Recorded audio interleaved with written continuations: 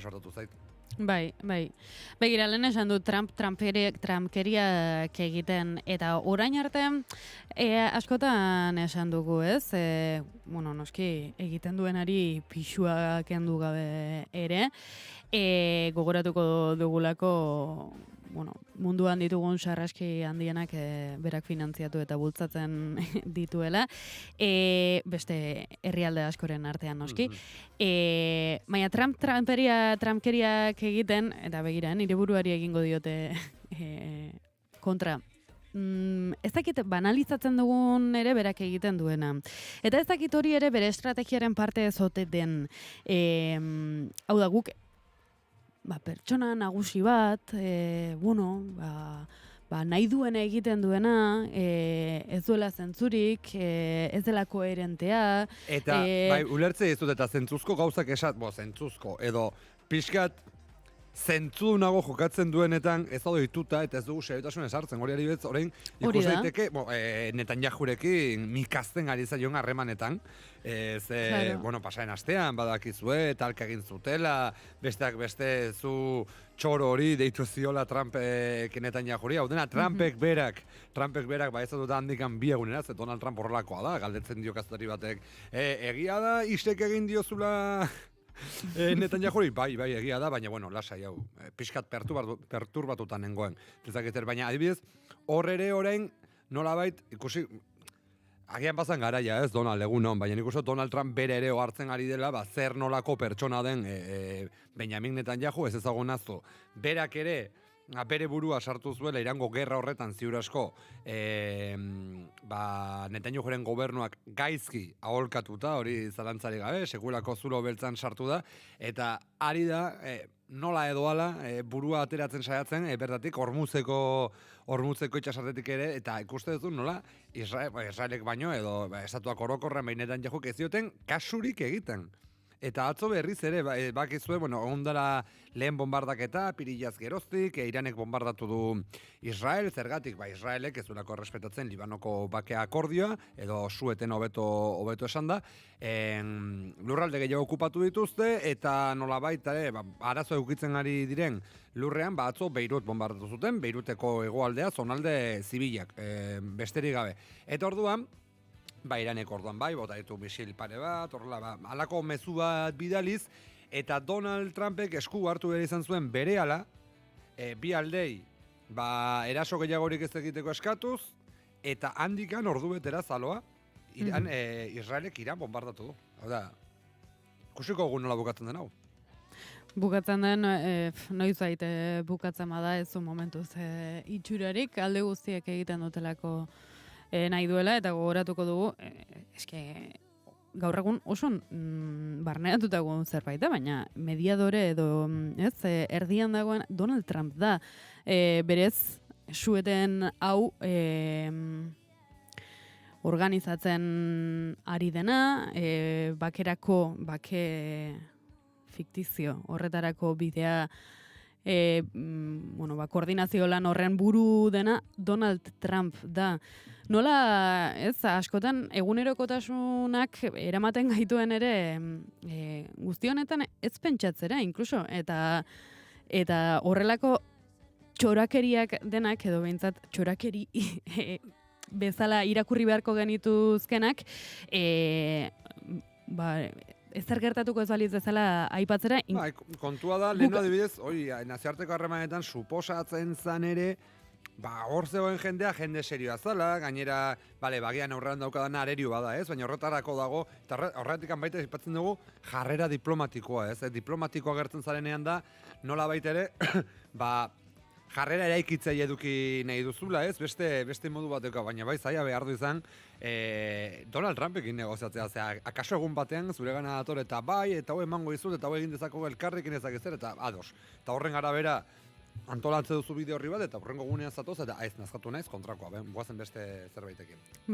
Begira, askotan pentsatu dute gustatuko litzaidakela, eta hoia kuriosidadez, ez dakite, kuriosidadez, Donald Trump, psikologo batek Donald Trump analizatzea. Hori ikusiko nuke, entzungo nuke gustora.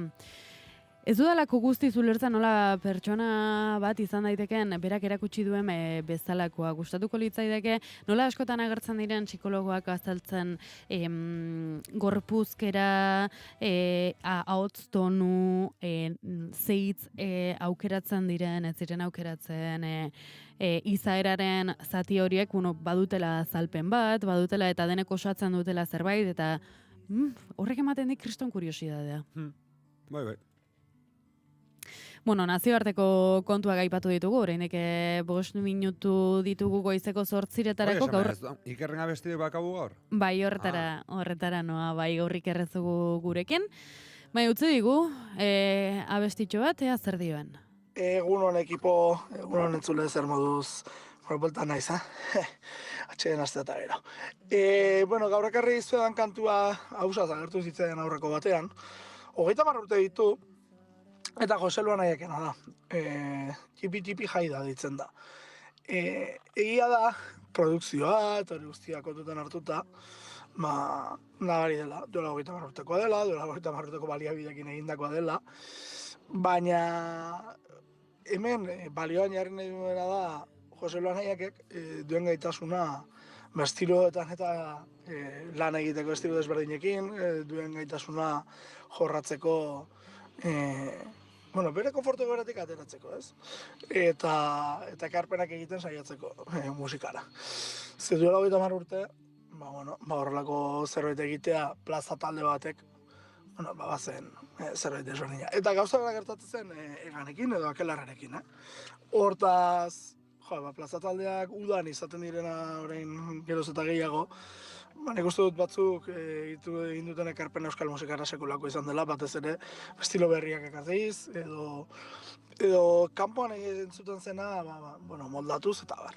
Besterik gabe, plaza talde gora zarra txiki batekin nahian, Jose Luan Aiaken tipi jai da, kantu ekarri dizuet. Egun hori izan, aio!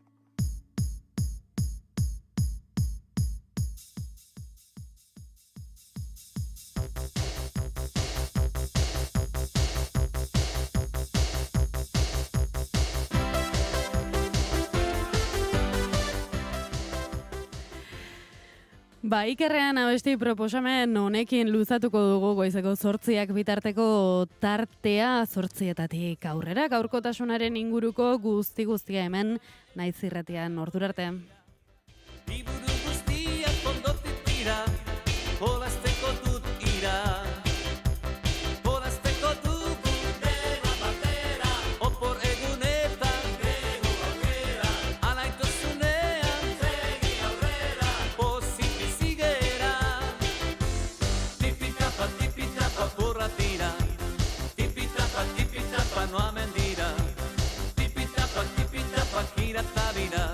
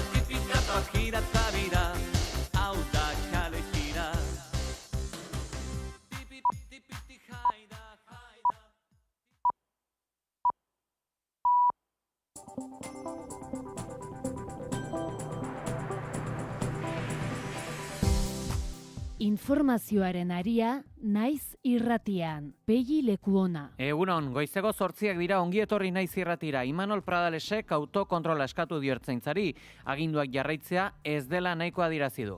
La sociedad vasca os ha encomendado una gran responsabilidad, que es garantizar su seguridad. No basta con cumplir órdenes. Es fundamental tener criterio propio, autocontrol y sentido de la justicia. Es decir... Zalo adiola, egunon. Egunon, Pei eta egunon entzuleok Ertzaintzaren eta Arkautiko Akademiaren jardunei buruzko polemika bete-betean egin ditu adirazpenok polizia merezimendua aitertzeko eta hildako agentea komentzeko urteroko ekitaldian. Bertan, ertzainei esan die gizartearen babesa dutela, baina aldi berean haiengan konfiantza duen euskal gizartea zorrotza dela eta izango dela beti euren jarduerekin. Bardetako tiro poligona deseizteko 36. martxak Lursailaren alokairu kontratu ezberritzeko aldarrikatu du, 250 lagun bildu dira poligono desmantelamiento poligonaren eraispena lelopean.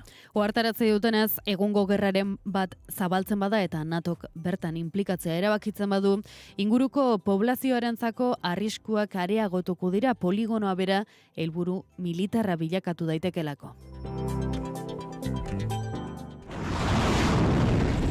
Zentzu honetan ere esango dugu Iranek hainbat misil jaurti ditu Israelen aurka, azken honek Libanon ofentsiba ditu eta gehiengo xiita duen Beiruteko hegoaldea bombardatu ostean Teheranen ohartarazpen aurratuz. Donald Trumpek ere berriro deitu behar izan du Netanyahu Libanon ezarria den suetena errespeta dezan. Irango armadako bozeramaileak baieztatu du misil hauen jaurtiketarekin mezu bat bidali nahi diotela erregimen sionistari errespeta ditzan sinatzen dituen akordioak. Antza denez, Ramat Davideko basea kolpatu nahi izan du Iranek. Israelgo armadak dio misil guztiak suntsitu dituztela, baina sare sozialetan Israeldik zabaldutako irudiek iradokitzen dute batzuek jo dutela lurra.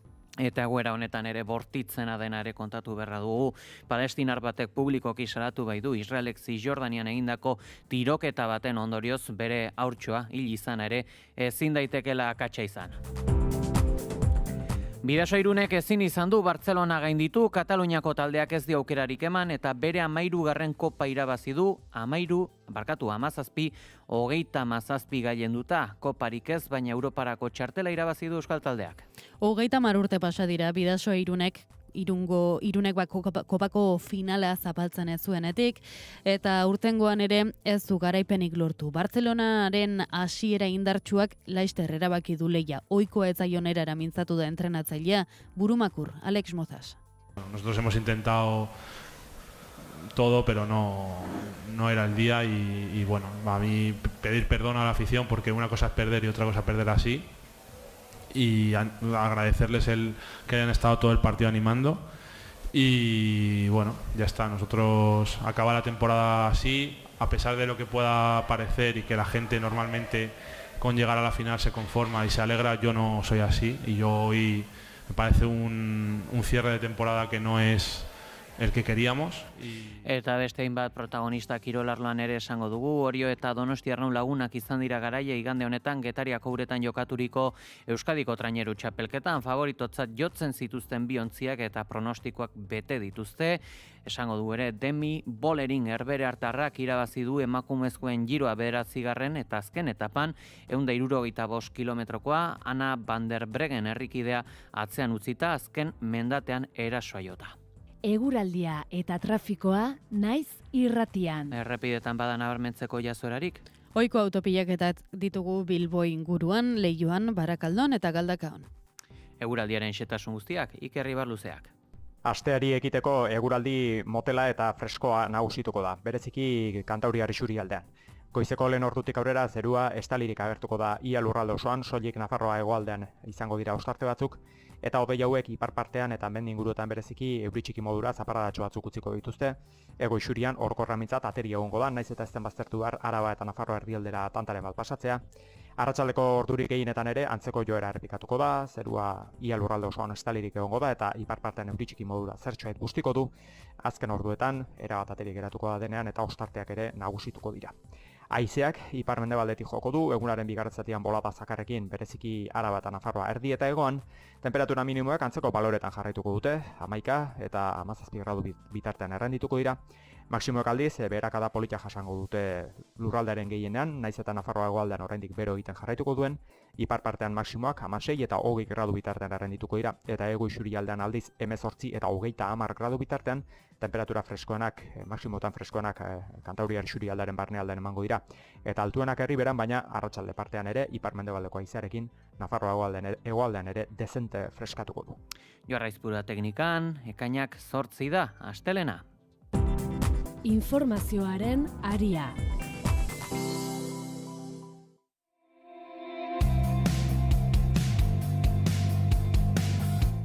Imanol Pradales, Araba Bizkaia eta Gipuzkoako lehendakariak ertzainei oroitarazi dienez ez da nahiko aginduak betetzea, funtsezkoa da irizpide propio autokontrola eta justiziaren zentzua izatea, horixe esan die. La sociedad vasca os ha encomendado una gran responsabilidad que es garantizar su seguridad. No basta con cumplir órdenes. Es fundamental tener criterio propio, autocontrol y sentido de la justicia. Es decir, guiarse por la guía ética y deontológica que siempre ha caracterizado a este cuerpo. Ertzaintzaren eta Arkautiko Akademiaren jardunei buruzko polemika betean egin ditu, adierazpen horiek polizia merezimendua aitortzeko eta hildako agentea komentzeko urteroko ekitaldian Bingen Zupiria segurtasuneko sailburuarekin batera. Bertan, ertzainei esan die gizartearen babesa dutela, baina aldi berean haiengan konfiantza duen euskal gizartea zorrotza dela eta izango dela beti euren jarduerekin.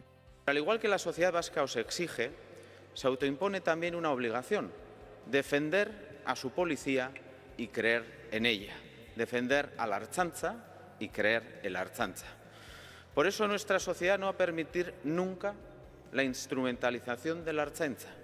No va a permitir... Pradalesek esker honeko hitzak izan ditu Ertzaintzako buru Josu Bujanda superintendentearentzat ere. 75 urte bete ditu eta laister erretiro hartuko baitu. Horrek ere hitza hartu du ekitaldian. Izan leike kasuren bat, ez dugula ondo kudeatu. Gure neurri badaukagu eta gure autokritika badaukagu, pero lo que no se puede consentir es que nadie empañe por algo todo un camino y todo un recorrido de la Ertzaintza. Eta Euskal Administrazioaren jardunari dagokionez ere esango dugu, EAJ zein PSE Urdaibaiko babes maila moldatzeko lanean dabiltza, estrategikotzat jotzen diren hainbat proiektu azkartzeko legez besteko proposamenak biosferako erreserbaren babes maila moldatzea aurreikusi du, orain arteko txostena gaindituz, bestalde sentikorrak izan daitezken Esturioko eremuetatik aisirako ontziak igarotzea ere onartuko da. Aldaketa juridiko honek ala bi alderdiak aurkeztu duten aktibitate ekonomiko jasangarria simplifikatu eta azkartzeko lege proiektuak erreserban moldaketak aurreikusi ditu. Moldaketa hauekin Urdaibai inguruko udaletxek botere gutxiago izango dute. Errazte administratibo honen bitartez legezkoak izango dira itsasoko ala aisialdiko erabilerak muruetako Tejera inguruan itsasontzien ainguraleku bat eraikialko da. Zaindu dezagun Urdaibai kolektibokak salatu du orain artean babestuak egon diren eremuetan erabilerak zabalduko direla turismoari loturiko aktibitateak garatzeko interesa atzeman dute. Zalantzan jarritako beste elementu bat, ontzientzako amarratzeak izango dira, portu ondo eta arketako kirol portuetako privilegiodunen abantailak betikotuak geldituko direlako, horrela kritikatu du talde ekologistak. Eta aipatuko dugu ere Bardetako tiro poligonoa desegiteko 36. martxak Lursailaren alokairu kontratu ezberritzeko aldarrikatu du. 250 lagun bildu dira poligono desmantelamiento poligonaren eraispena lelopean.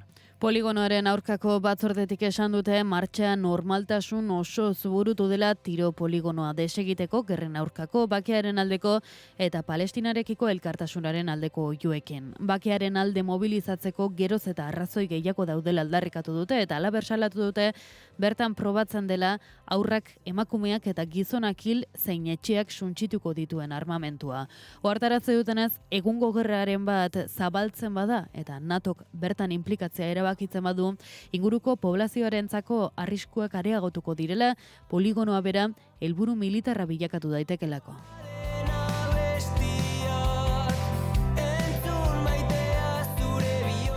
Eta goizeko 8:10 direla ere, politika kontuetan sakontzekotan, esan beharra dugu ustelkeriarekin lotura duten auzi juridikoen nasmasa bildu dela PSOEren bueltan. Hainbat auzitan gehiago dira ustezko jazoerak egitateak baino, zerresan handia izan dute, horretan Guardia Zibilaren uko unitateak ala Polizia Nazionalaren UDFek.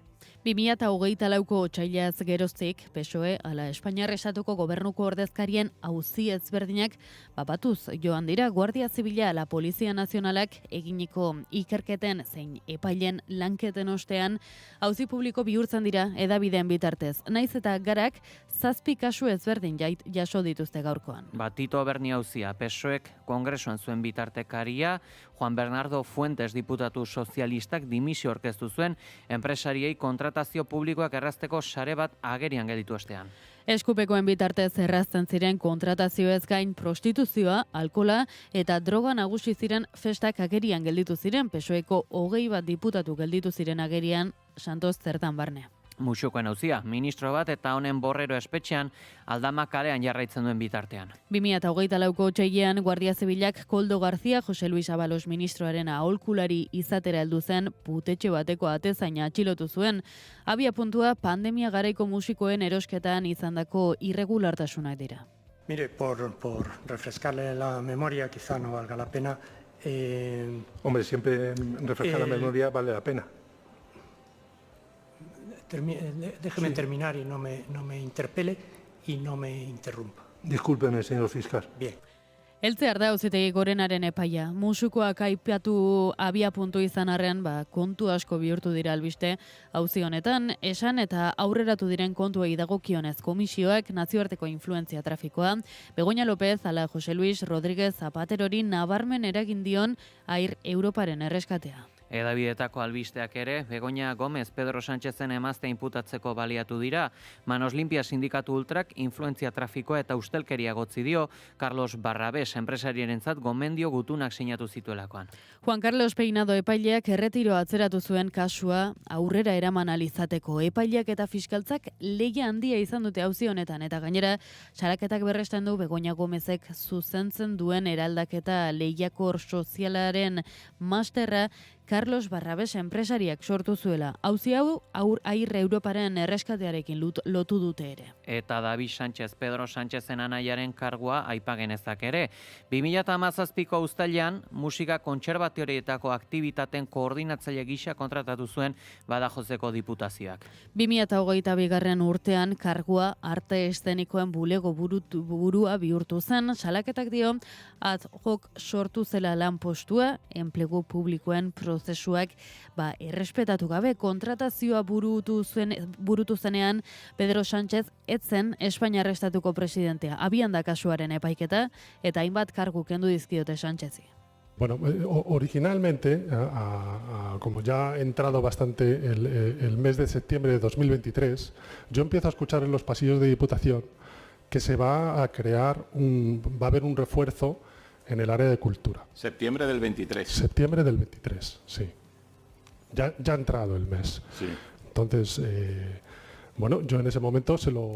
Eta Santos Zerdan, bi lokatz gailurren gainean, auzi ezberdinen buruzagia izatea gozten zaio PSOEko antolakuntza idazkari izandakoari. Me voy a defender, eso lo tengan claro, se lo aseguro, porque soy inocente, no soy ningún corrupto y tarde o temprano lo van a poder comprobar. Batetik, Koldo eta Balosen tramaren burua izatea egozten zaio eta bestetik, kontratazio publikoetatik komisioak biltzeko sare baten buru izatea. Horretan lagun izan omen zituen Antxon Alvarez ala Vicente Fernández sepiko presidente hoia. Bere auzia Pedro Sánchezen zein Maria Txibideren aurka egiteko baliatu da. Eta Santiago Pedrazala Guardia Zibilaren uko taldeak, estolderien berri ere izan dute. Egitateak baino gehiago da zarata, alare Euskal Autonomia Erkidegoko politika gintzara gerturatzen hasia da auziaia da, eta azkenik ere aipatu behar dugu Jose Luis Rodríguezen auzia xok handiena eragin duen afera da hau, Plus Ultra aerolinearen erreskatetik dirua jaso izan agozten diote. Y los ingresos y remuneraciones que he tenido han sido declarados vía IRPF con absoluta transparencia y legalidad. Además de ello, quiero reafirmar con toda contundencia que jamás he realizado ninguna gestión ante ninguna administración pública ni el sector público en relación con el rescate de Plus Ultra. Hala ere, pisu gehiago izan du auziaren sumarioak. Espainiar estatuko presidente ohia esandakoagatik inguratuago dago egitateengatik baino. Zerresan handia izan dute honetan hedabidek ala indar polizial ezberdinek. Informazioaren aria. Goizeko 8 eta laurden, aipatuko dugu ere Euskal Herriko politikagintzako beste hainbat kontu, batetik Aitor Esteban Eusko Alderdi Jeltzalearen Euskadi Buru Batzarreko presidenteak mitineko antifasismo gutxiago eta herrialderen kudeaketa gehiago egiteko eskatu dio Arnaldo Otegi EH Bilduko idazkari nagusiari eta PSOEren inguruan agertu diren auzi judizialen inguruari buruz, kritika bakar bat bera eginez izana aurpegiratu dio. Estebanek igande honetan Padurako alderdikide egunean egin zituen adierazpenok galdaka on izan ere subiranisten geldotasuna eta proiektu handi eta ausartak egiteko ustezko gaitasun edo interes eza egotzi dio Estebanek EH Bilduri eta Madrilen ere geldirik egotea PSOEren inguruan ematen ari diren prozesu judizialen aurrean.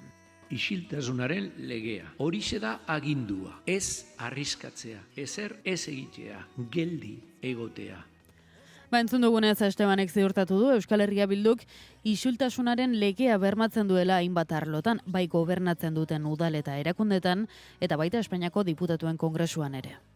Eta Donostian berriz, munduko futbol txapelketaren afera, ala zerga turistikoa adibetzat jarrita, bertako udala nora ezean dabilela esan du EH Bilduko bozeramale den Juan Carlos Izagirrek, Gipuzkoako hiriburuan egindako bategin egunean, Jon Intxausti alkatearen irudia zuritzeko kanpaina egiten ari dela ohartarazi du.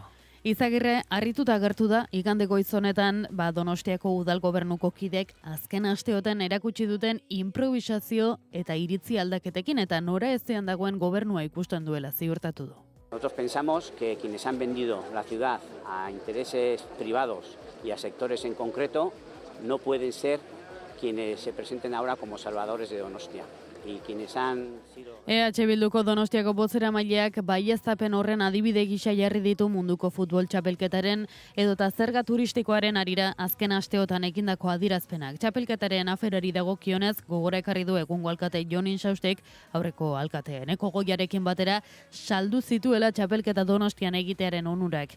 Eta zerga turistikoari dagokionez nabarmendu du EH Bildutik urteak daramatzatela zerga hori ezar dadila eskatzen eta aldiz Intxaustik presaka eta modu irregularrean ezarri nahi duela uda honetarako jakina ezinezkoa dela horrere improvisazioa izan dela nagusi gaitzetsi du. Urriaren 25ean 7 jauzi dantza egiteko deia egin du Gure Eskuk Larrungo martxan, komunitate zentzua indartu eta subiranotasun tresnak eskuratzeko premia aldarrikatu ditu Gure Eskuk. Jauzi metaforikoa deitu du Gure Eskuk, Euskal Herriko hiriburuetan 7 jauzi aldi berean dantzatzeko deia eginez. Azaldu dutenez, Euskal Lurralden arteko kohesiorako eta herriaren burujabetza oso aldarrikatzeko helburu izango du ekimen honek, egungo egoeraren irakurketa egin dute eta mundua saldatua dela dirazi, batetik, mundua astintzen duen olatu erreakzionariok izan dute izpide, bestetik indarrean eta zapalkuntzaren logika inposatu eta herritarren oinarrizko eskubideak murriztera doazen korronteak. Informazioaren aria.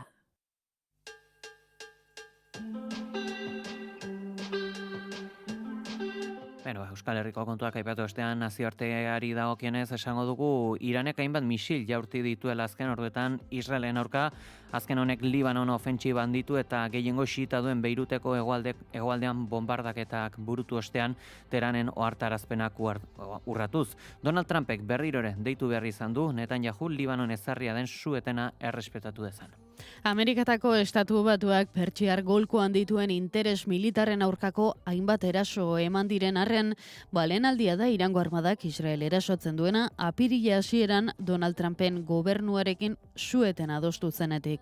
Su-eten horrek hain zuzen ere Libanori eragiten zion ere, baina hori ez du sekulan errespetatu Israelgo armadak. Euren okupazioa Litani ibaitik harago eraman ostean gogortu da Hezbolaren erresistentzia eta lurreko Siriako frontean agertutako oztopoen ostean igande honetan Beiruteko heldeko Daie auzoa bombardatu du Israelek, milizia xiitaren gotorlekutzat jotzen dena gutxienez 2 hildako izan dira eta 11 zauritu tokiko hedabideen arabera. Hegoaldeko herrixken aurkako erasoak erregistratu dira ere.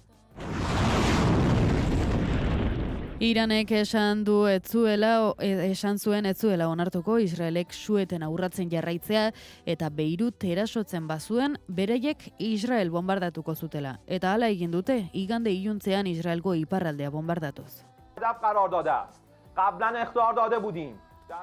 Irango armadako bozeramaileak baieztatu du misil hauen jaurtiketarekin mezu bat bidali nahi diotela erregimen sionistari errespeta ditzan sinatzen dituen akordioak. Antza denez, Ramat Davideko basea kolpatu nahi izan du Iranek. Israelgo armadak dio misil guztiak suntsitu dituzela, baina sare sozialetan Israelek zabaldutako irudiek iradokitzen dute batzuek jo dutela lurra. Donald Trump, Ameriketako Estatu Batuetako presidenteak esku hartu behar izan du beste behin ere negoziazio mailari eusteko deia egin dio Irani eta Netanyahuren gobernuari Iranen erasoari ez erantzuteko eskatu dio. Berehala erantzun du ordea Tel Avivek Iran mendebaldeko zenbait puntu bombardatu dituztela. כרגע מחזיקים ב-60%, למעלה מ-60% Hori gutxiez eta Gazako zerrendan ere akordioak urratzeaz harro agertu da Netanyahu baieztatuz egindako mehatxua burutzen ari direla. Hamas fronte guztietatik erasotzen ari direla dio eta laster lurraldearen 170% okupatuko dutela. Hasierako akordioak 150% aitortzen zionean su-etena bigarren fasetik aurrera bere tropak erretiratzeko beharrarekin. Eta hain justu, aipatu beharra dugu ere adibidez zehatz bat, izan ere palestinar batek publikoki salatu du Israelek Zisjordanian egindako tiroen ondorioz bere haurtxoa hil izana ezin dela akatsa izan. Shamhat Fad Abu Jakal 7 hilabetekoa auto batean zegoen gurasoekin ostiral gauean Hebron inguruan, 3 Israelgo armadako balek harrapatu zituztenean aurretiazko ikerketa baten ondoren, Israelgo armadak onartu zuen bere soldatuetako batek susmagarriak ez ziren zibilen aurka tiro egin zuela, bere ibilgailuak tropen aldera azeleratu ondoren. Hebrongo hilerrian dozenako lagunek babestu dute, Fak Abu Jakal aita bere semearen gorpua eusten ari zela. Emaztea aurpegian zauritu zuten eta ospitalean jarraitzen du, baina egonkor dago gizonak zehaztu duenez.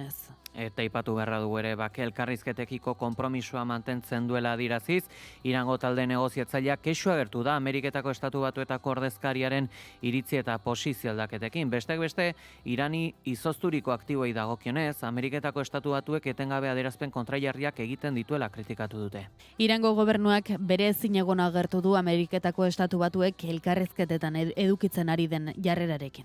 You have to face so many changing positions, moving the goalposts, different statements, contradictory remarks by different officials. So it makes the whole process very cumbersome, very unstable and very uncertain.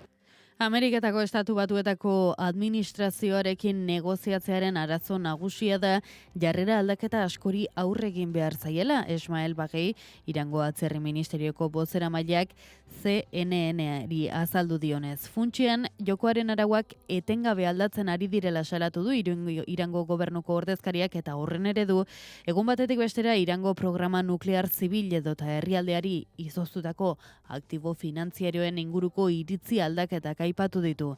Milaka milioi euro dira Ameriketako Estatu Batuek Irani blokeatuta dizkionak eta hainbatetan aipatu da azken hilabetetan zehar hauek Iranei itzultzeko aukera bake akordio egonkor baten zati gisa. Would you unfreeze any Iranian assets or lift any sanctions up front as a part of any deal?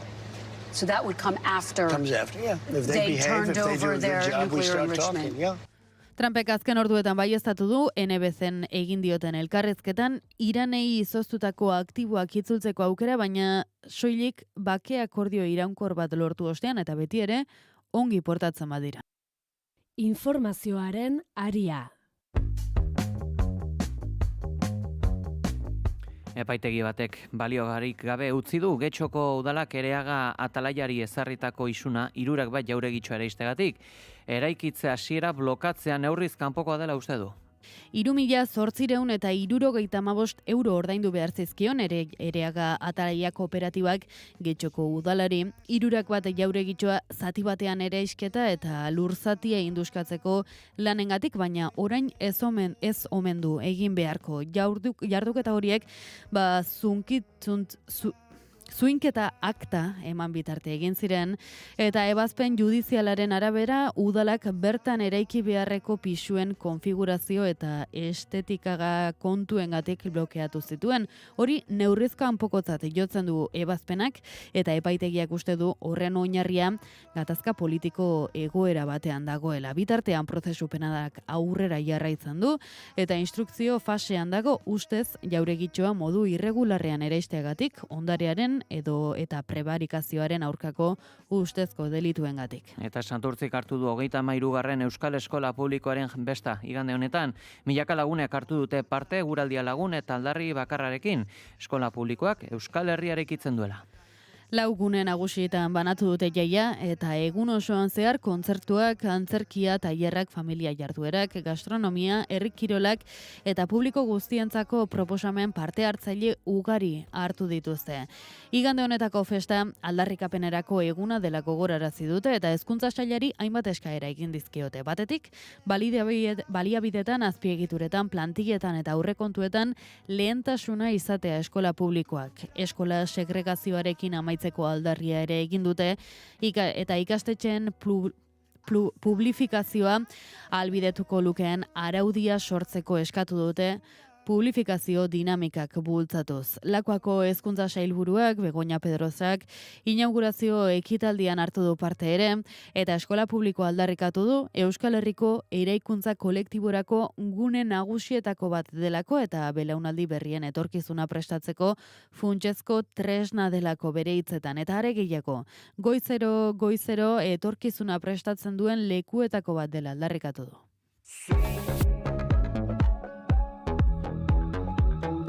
Babaz berriroren nazioartera izan ere etxe zuria kontraterrorismoko estrategia berria argitaratu du. Antifa mugimendua la pertsona transen eskubiden aldeko kolektiboak Al-Qaeda eta droga kartelekin alderatuz jomugan jarri dituzte.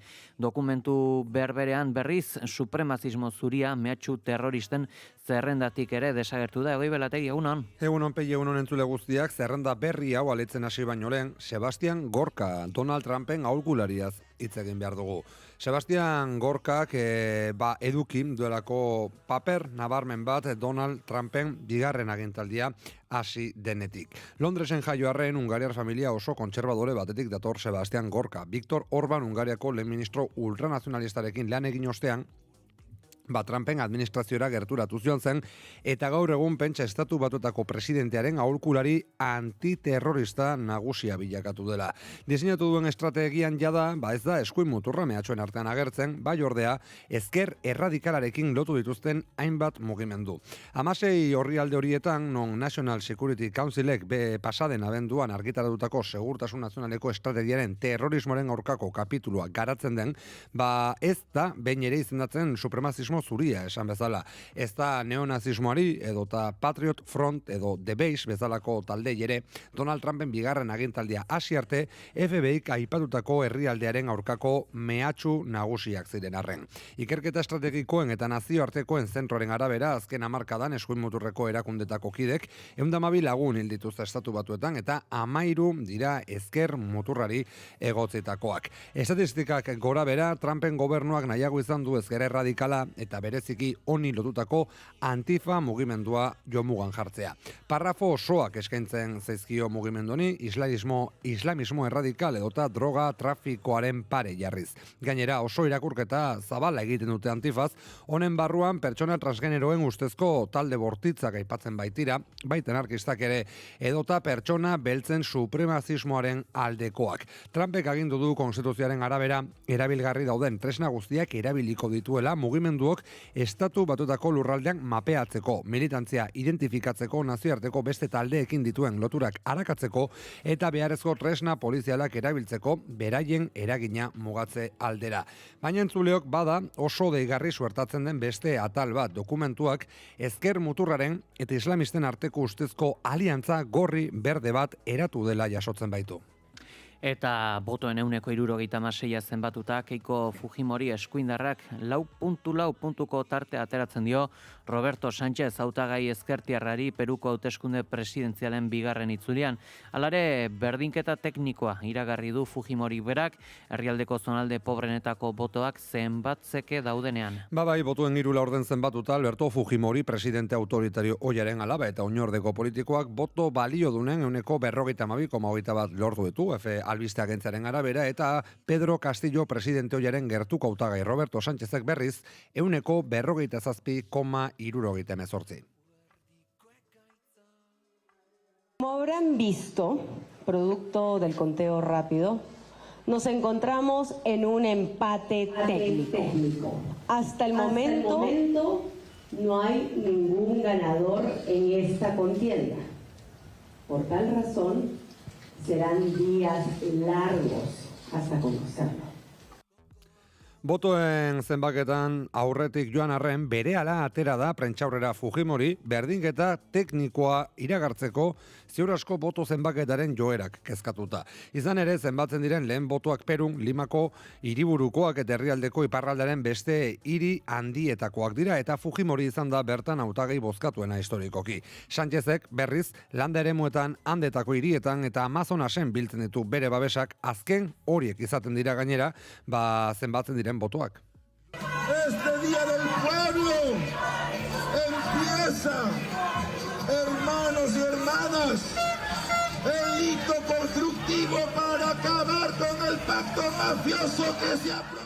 Denbora alde duela jakitun botoen zenbaketarekin adibiltzeran deitu du Sánchezek Perurentzako aldaketa iragartzen duen bitartean Juntos por el Perú zerrendarekin.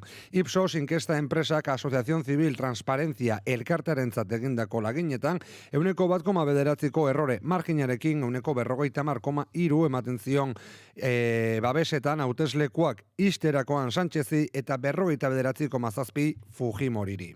Nazioarteari dagokionez ere aipatuko dugu, goiz honetan izan dela Filipinetan lurrikara 7,8 puntukoa Richter eskalan, eta zer dakigu zein da azken ordukoa? Pelilenik eta behin ohartarazi behar 7,8 graduko lurrikara honen ondorioz, baita ere tsunamia dagoela iragarrita, kasu honetan Estatu Batuetako geologia zerbitzuak egindu deia. Jakin badakigu Mindanao uartean, Filipinetako hegoaldean nortu direla kalte nagusiak, momentuz jakin badakigu hildakoak izan direla, zaurituak baita ere, baina badirudi kalte nagusiak eraikinetan eman direla.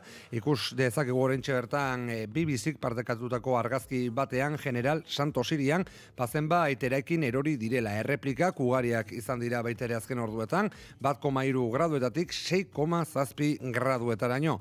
Bada tsunamien inguruan ohartarazteko Ozeano Bareko zerbitzuak esan bezala, tsunami arriskuaz ohartarazi du azken orduetan, kalterik handienak Filipinetan bertan espero dituzte 3 metro arteko olatuekin, metro bat artekoak izan daitezke Indonesian eta Malaisian baita ere, baina diote tsunami honen eraginak modu txikiagoan bada ere, Taiwanen, Japonian barkatu, Guamen edota Papua Ginea Berrian ere senti daitezkela.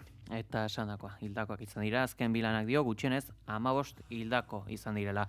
Ondorengo minutuetan ere zabalduko dugu bertan gertatutakoa.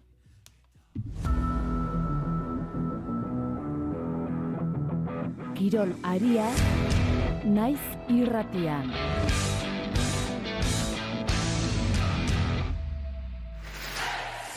Bidaso Irunek ezin izan du Bartzelona gainditu, Kataluniako taldeak ez dio aukerarik eman eta bere 13. kopa irabazi du, 17-37 gailenduta. Koparik ez, baina Europarako txartela irabazi du euskal taldeak.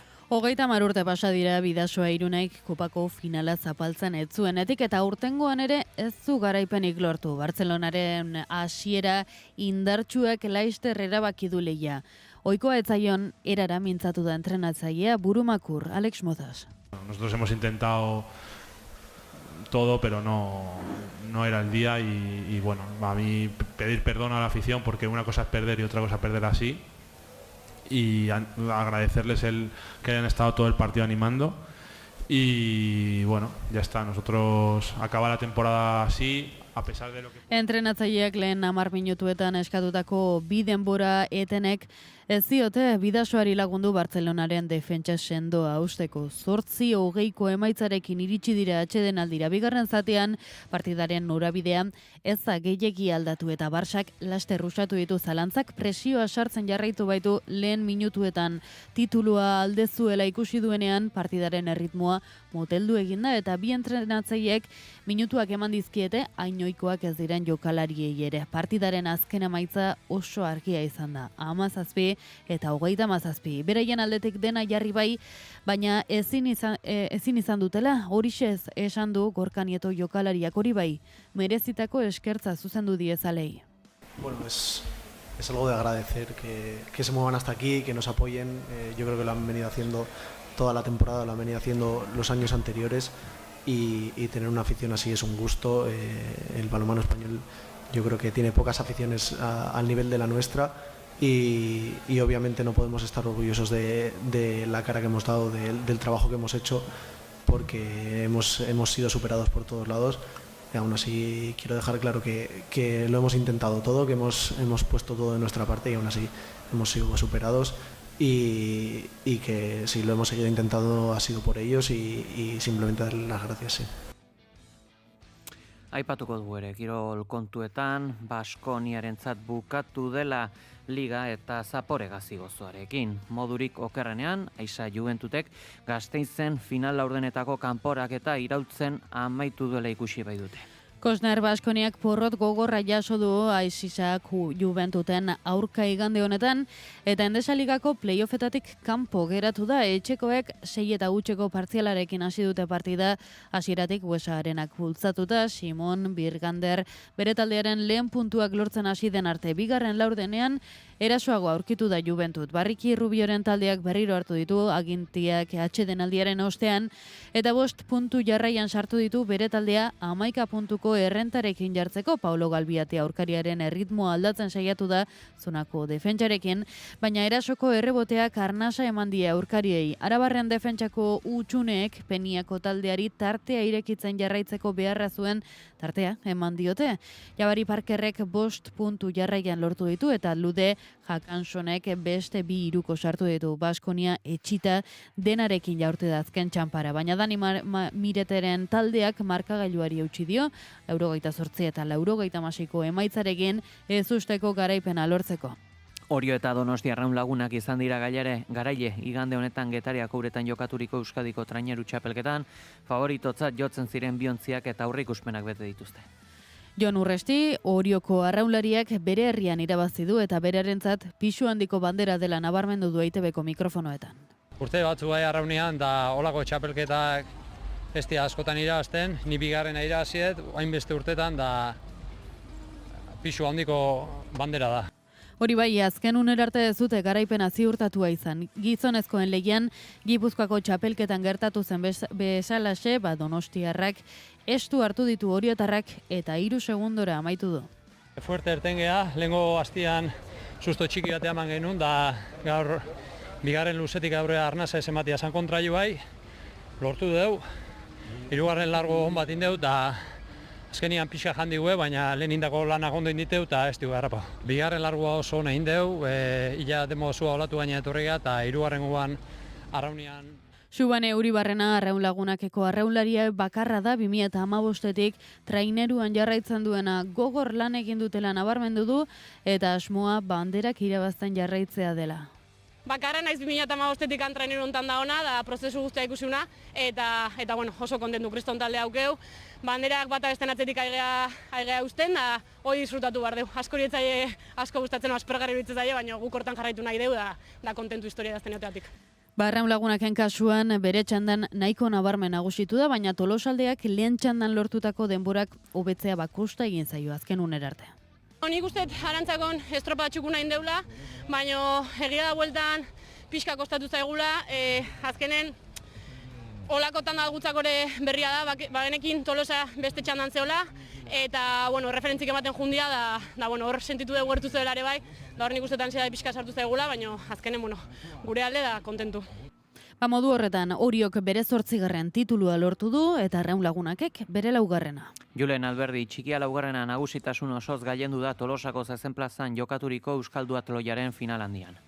Azkoitiarrak iazko garaipena errepikatu du 22 minutu eta 44 segunduko denborarekin bigarren izan den Ibai Soroari 3 minutu eta 36 segunduko aldea sartuz eta 3. izan den Xavier Zalduari 4 minutu eta 24 segundukoa iaz ezarri zen formatuan jokatu da proba. 45 ontziko bi enbor erdibitu behar, bat etzanda eta bestea zutik eta 500 metro korrika 4 errepikapenetan. Eguzkiak ere gogor jo du Tolosan eta kirolariek asko sufritu dute gehienak iazko denborako hobetu ezinik ala esan du irabazleak ere EITB-ko mikrofonoetan sufrituta, baina ondo ikusi duela bere burua.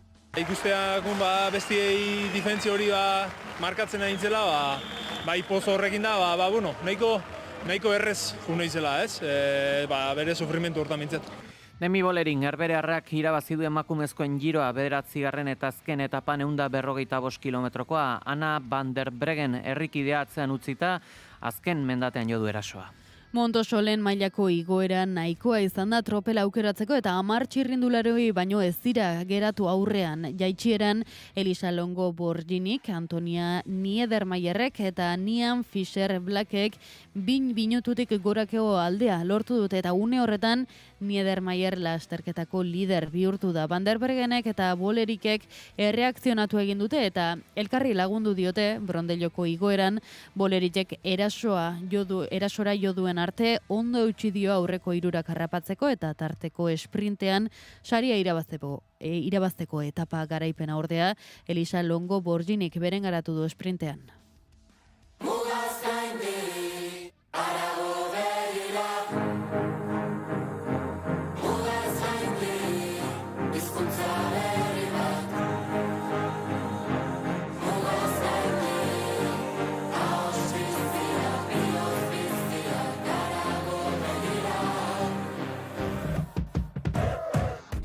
Eguraldia eta trafikoa naiz irratian.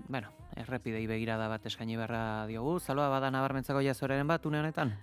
Bilbo ingurua dugu korapilatuta pegi ohiko autopilaketak daudelako goizero bezala Bilbo inguru horretan Leioan, Barakaldon eta Galdakaon. Seguraldiari dagokenez, esan behar dugu pena, hain igande politiaren ostean, Euskal Herria lainotua daukagula gaurko honetan, baita ere esango dugu, xirimiria badaukagula noiz behinka eta temperaturei dagokionez, berakada orokorra izan dugu. Une honetan, Gasteizen 14 gradu dauzkagu, berriz Donostian 17 gradu, eta gainontzeko hiriburu guztietan Bilbo, Iruña, Donibane, Garazi, Maule ala Baionan, 18 gradu eguraldiaren xetasun guztiak, Ikerri Berluzeak. Asteari ekiteko eguraldi motela eta freskoa nagusituko da, bereziki Kantauriar isurialdean. Goizeko lehen ordutik aurrera zerua estalirik agertuko da ia lurralde osoan, soilik Nafarroa hegoaldean izango dira ostarte batzuk, eta hodei hauek ipar partean eta mendi inguruetan bereziki euri txiki modura zaparradatxo batzuk utziko dituzte. Ego isurian orkorra mintzat ateri egongo da, naiz eta ezten baztertu behar Araba eta Nafarroa erdialdera tantaren bat pasatzea.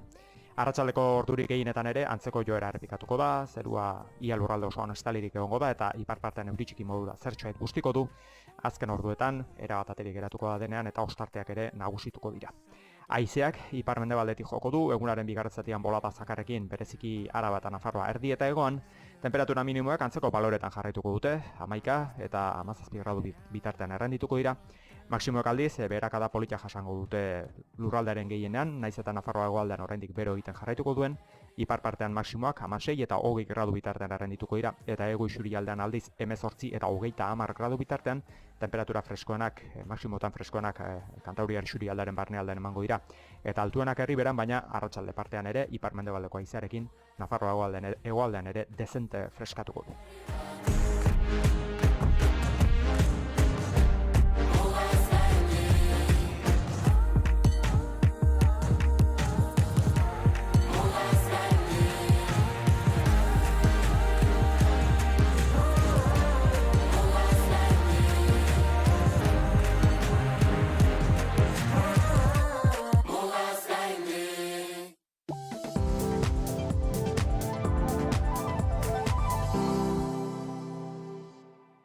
Hiru egun, hiru leku, hilabete jakingura erdigunean jartzeko.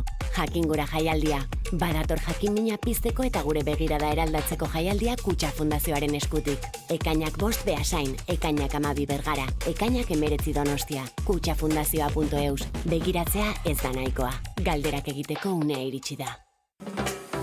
Uda honetan elkarrekin pentsatuko dugu. Ideiak partekatu, hausnartu eta eraldatuko ditugu. UIKA Euskal Herriko Unibertsitateko uda ikastaroak ikasteko, eztabaidatzeko eta mundua beste ikuspegi batetik begiratzeko topagune dira. Sartu uika.eusen eta bizi uda ikastaroak. Burdindegi honek pintura makina tintometrikoak ditu nahieran eta pintura apaingarriko konponbide ugari. Alkain Hondarribia eta Alkain Astigarraga. Erantzunik profesionalena hauetan ere bai.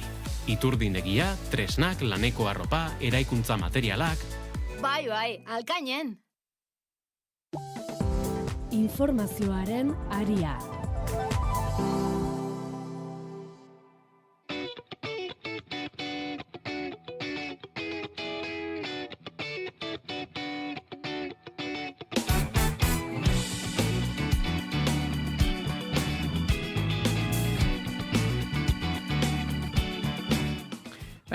Heldu zaigu ere analisi mailaren tenorea eta astea Patxi Zabaleta eta Begoña Arraztirekin hasiko dugu. Egunon, zer modu zaudete? Egunon. Ongi esan beharko. Bai. Zu Begoña? Bai, ja, ondo gustora. Espero dute entzule guztiek ere. Hori da. Eta zuek, Bai. Patxi eta Peli. Bai. Noski, astelena pixkat, izaten da pitin gogorragoa, baina bueno, ekingo diogu asteari. Eta gogorragoa ere badute, une honetan zehazki PSOEko ordezkariek, ze ustelkerierekin lotura duten auzi juridikoen asmasa bildu da, alderdi honen bueltan, hainbat auzitan gehiago dira ustezko jazuerak egitateak baino, eta zerresan handia izan dute horretan Guardia Zibilaren uko unitateak ala Polizia Nazionalaren UDEFek. 2024ko otsaileaz gerozek, PSOE ala Espainiar Estatuko Gobernuko ordezkarien auzi ezberdinak batuz joan dira Guardia Zibila ala Polizia Nazionalak eginiko ikerketen zein epailen lanketen ostean, auzi publiko bihurtzen dira hedabideen bitartez. Naiz eta karak 7 kasu ezberdin jaso dituzte gaurkoan. Tito Berni auzia izan daiteke lehenbizikoa PSOE Kongresuan zuen bitartekaria, Juan Bernardo Fuentes diputatu sozialistak dimisio aurkeztu zuen enpresari kontratazio publikoak errazteko sare bat agerian gelditu ostean. Eskupekoen bitartez errazten ziren kontratazioez gain prostituzioa, alkola eta droga nagusi ziren festak agerian gelditu ziren, PSOEko 21 diputatu gelditu ziren agerian, Santos Zerdan barne. Eta honen ostean heldu zen musukoen auzia, ministro bat eta honen borrero espetxean Aldama kalean jarraitzen duen bitartean. 2024ko otsailean Guardia Zibilak Koldo Garzia, Jose Luis Abalos ministroaren aholkulari izatera heldu zen putetxe bateko atezaina atxilotu zuen. Abia puntua pandemia garaiko musikoen erosketetan izandako irregulartasunak dira. Mire, por refrescarle la memoria, quizá no valga la pena. Hombre, siempre refrescar la memoria vale la pena.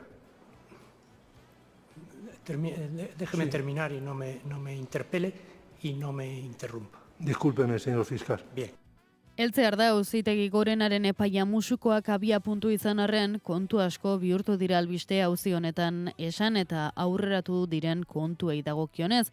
Komisioak nazioarteko influentzia trafikoa Begoña López ala Jose Luis Rodríguez Zapaterori nabarmen eragin dion Air Europaren erreskatea. Bain zuzen edabidetako albisteak Begoña Gómez, Pedro Sánchezen emazte inputatzeko baliatu dira, Manos Limpias sindikatu ultrak influentzia trafikoa eta ustelkeria gotzi izan dio Carlos Barrabés enpresariarentzat gomendio gutunak sinatu zitulakoan.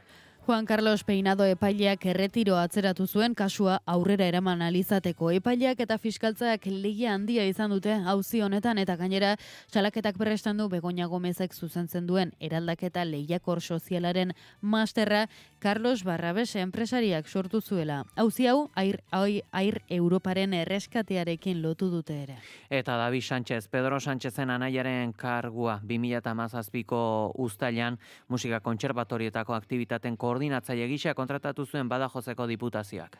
2022 urtean kargua arte eszenikoen buleko burua bihurtu zen, salaketak dio adjuk sortu zela lanpostua enplegu publikoaren prozesuak errespetatu gabe kontratazioa burutu zenean, Pedro Sánchez ez zen Espainiar Estatuko presidentea. Abian da kasuaren epaiketa eta hainbat kargu kendu dizkiote Sánchezi.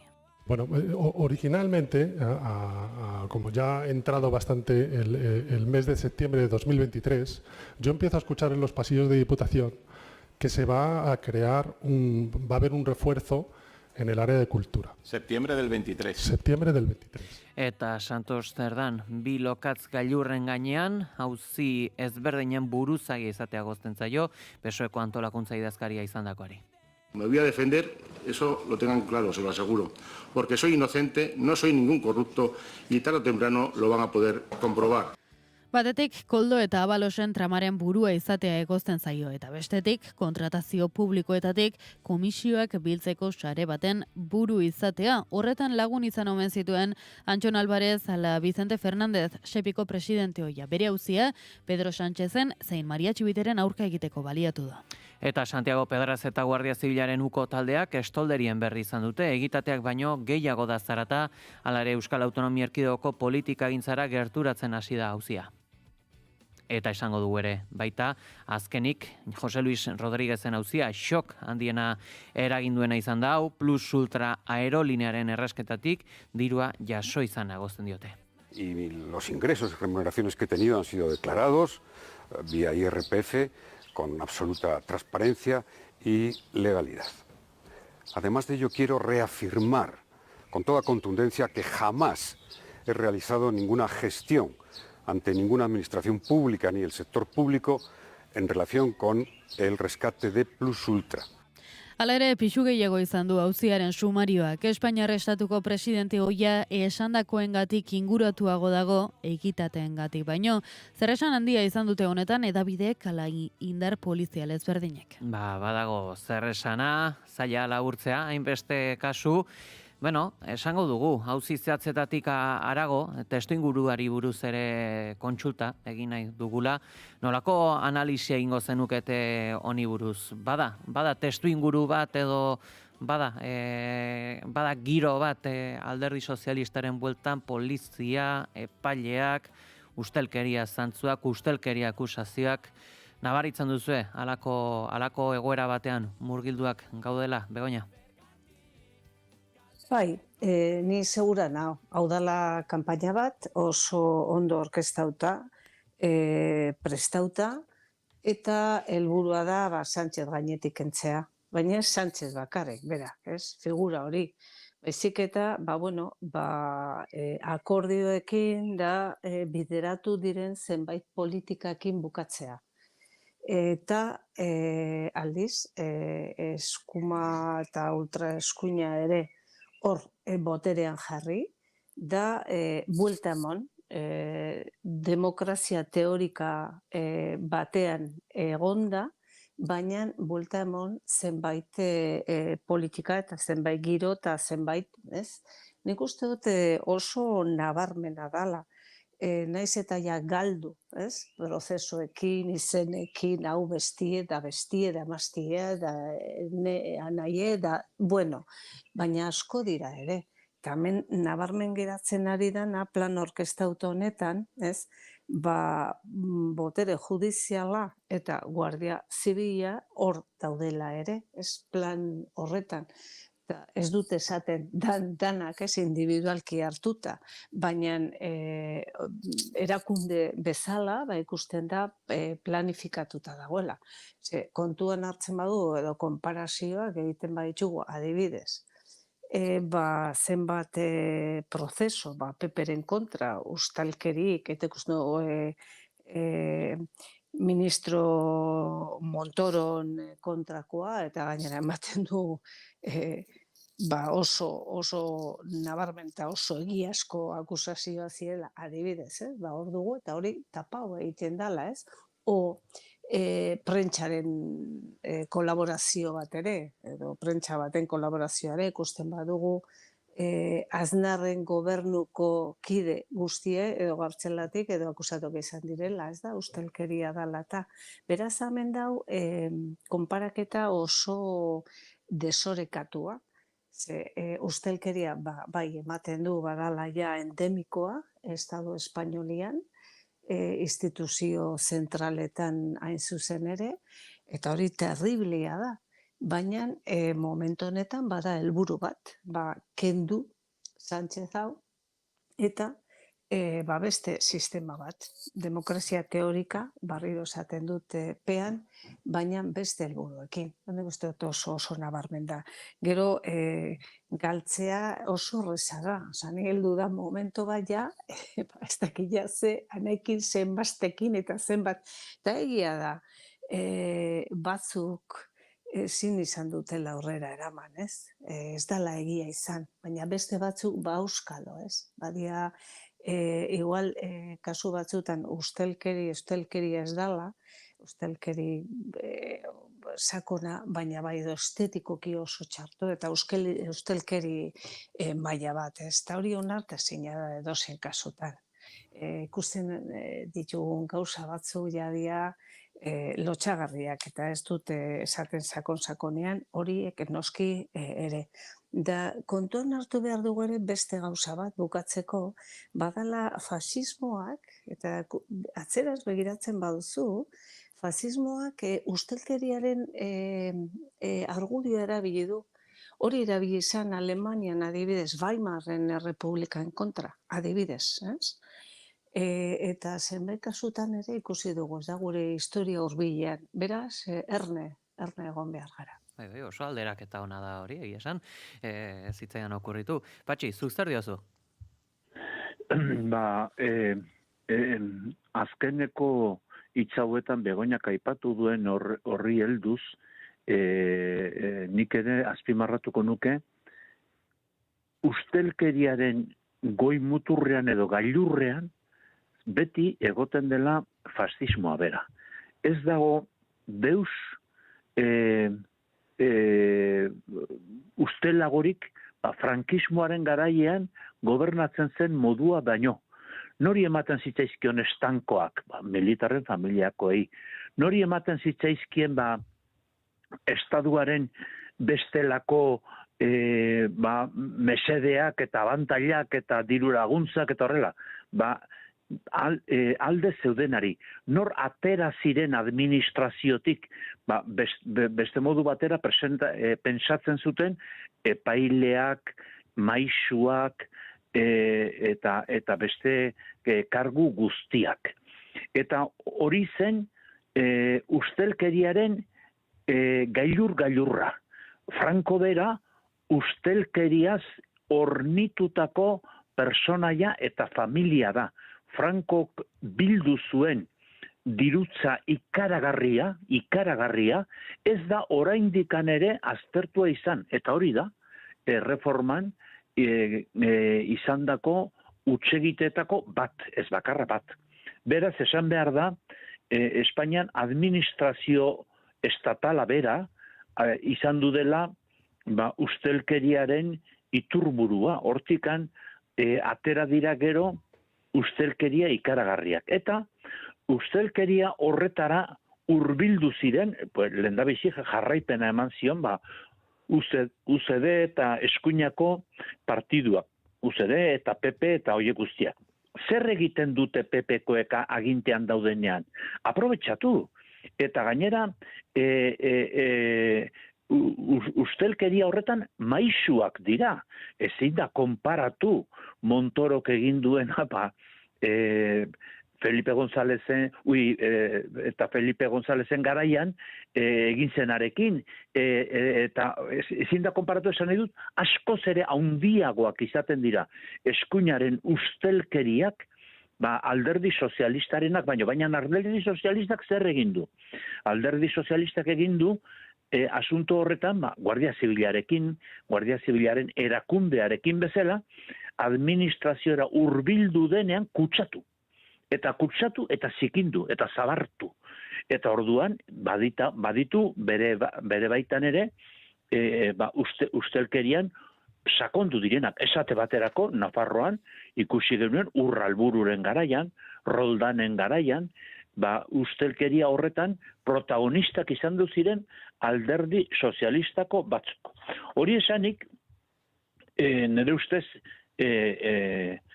gauza asko izan du dira prestatuak, esate baterako, Sánchezen nahiarena, Sánchez esaten baldin badut, esan nahi dut Pedro Sánchezen nahiarena, edo emaztearena, eta guzti horiek dira eskandalo fariseikoak zeren eta ez dute eduki, behar bezalako eduki kriminalik eraman dituzten tokiraino eraman izateko. Eta horretan, gelditu da agerian, ez horretan bakarrik, gauza guzietan, baina horretan gelditu da agerian uko edo Guardia Zibilen investigaziorako dagoen alde hori. Azteko, Guardia Zibila bera, ez da zibila, baizik militarra, kendu beharko litzaioke izaera hori, egin beharko lukete lehendabizi frankismoarekin eta gero erreforman, frankismoaren jarraipenarekin hain ez du kolaboratu edo elkarlana egin izategatik kritika ez dute egin, segitzen dute izaten erakunde militar bat, Europa osoan ez den bezalakoa, eta horrekin egin beharko lirateke aldaketa sakonak. Baina zer egin du ukok hemen? Ukok egin du lan zikina. Eta lan zikin horretan baliatu da bere estruktura militar horretaz. Eta estruktura militar horrek nolabait esateko iges egiten die epaileen, ministroen eta beste erakunde guztien heldulekuei. Beraz, estadua bera da erreformaren gabeziengatik eta ondorioz gelditu dena momentu honetan egoera oso zail batean ustelkeriaren kontra jokatzeko. Horregatik eta salbuespenak esatearren esan dut alderdi sozialistaren barruan, historikoki, Urralburu eta Roldan da guzti horien historia ezin da ahaztu, oso gauza berdinak izan du dituzte UPNek eta PPek, eta edo handiagoak, askoz ere handiagoak ekonomikoki. Baina orain salbuespenak ere badaude. Eta salbuespen horietako bat nik aipatu nahi nuke, ez da erraza esatea baino, eta da, zerdan bera. Zerdanek zer esaten du? Jarri diren hitzoiek esaten du, eta bere defensa zein da? Bere defensa da ez duela ez kontratazio publikoetan dirurik sakelera eraman. Bai, esaten da organizazioaren buru zegoen, ez dakizer eta badakizer hori esaten du, eta ondorio hori ateratzen du, froga askorik gabe Guardia Zibilak behin eta berriro, baina berak defensa hori egiten jarraitzen du, eta hori oso importantea da, zeren eta ikusi beharko da, ia aurrera eramatea lortzen duen, ala zigortzen duten, baina diferentea da, egin zutenetatik, Urralburuk berak, edo Roldanek berak, edo Aznarren 11 ministrok egin zutena, eta hori guztia zenen, eta garai honetan, eta holako gauzak gertatzen ari direnean, okerrenak izatea Aznar eta konpainia barregarria eta irrigarria ez balitz, eta hala ere bada, eskandalurik handiena litzateke. Nola hitz egin dezake ustelkeriaren kontra, ustelkeria guztien kapoa izan dudenak esate baterako enpresa publikoen salmentetan, eta hori da Jose Maria Aznar. Horrek saldu zituen Espainiako enpresarik handienak, baita ere gero Felipe Gonzálezek, baina Aznarrek batez ere. Eta salmenta horietako bakoitzean izan du zen ustelkeriaren marra eta arrasto ikaragarri bana. Nola izan diteke eskandaloa orain? Guztiz niminoa den aeronautikako enpresa baten erreskatea, Iberiaren erreskatea, Iberiaren salmenta aztertu ez denean eta Iberiaren salmentan egondu ziren izugarrizko etekin ekonomikoak eta berdin energiaren munduan saldutako enpresetan eta berdin beste industriako arloetan saldutako eta beraz. Administrazioa da, estatuaren administrazioa da, sakonki berraztertu beharrekoa. Eta horrek berezkoa duen ustelkerian, maisu eta kapo dira eskuindarrak. Bereziki oraindik PP eta Vox eta konpainia. Eta horrekin zipristinduta edo zikinduta gelditzen da askotan, baita ere alderdi sozialistako jendea. Eta beste batzuetan berriz, erabiltzen dute ambiente hau, ingurugiro hau, nolabait esateko, itxusteko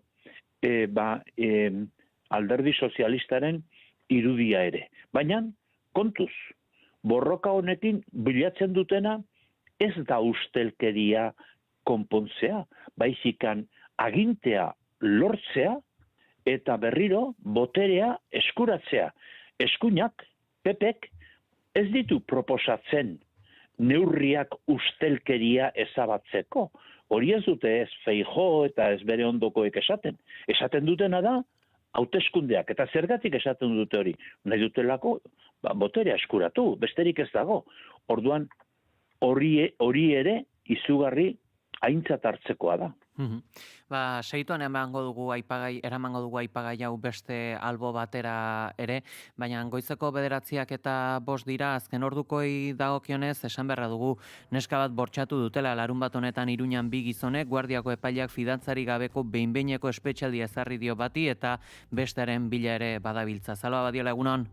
Egunon Peie eta egunon entzuleok, takonera parketik pasata etxera itzultzen ari zela, erasotu zuten, bortxatu zuten, igande goizaldean 2 gizonek neska hau bat esan bezala, atxilotu zuten eta behin-behineko espetxealdia ezarri diote, oraingoz bigarrena ez dute atxilotu, kartzelan sartu duten gizonak 26 urte ditu eta hainbat komunikabideren arabera, ez zuen etxerik eta inguruan zegoen kanpin denda batean eman zuen gaua eta nazioartetik ere badatortzkigu albisteak, izan ere 7,8 graduko lurrikara batek Filipinetako hegoaldeko uharteak gogor astindu ditu, hainbat hildako kalte material nabarmenak utziz. Tsunami alerta ere igorri da. Filipinetako gobernua jakinarazi du gutxienez 15 pertsona hil eta 129 zauritu direla eta 37 eraikinak kalte handiak izan dituztela eta hori dela eta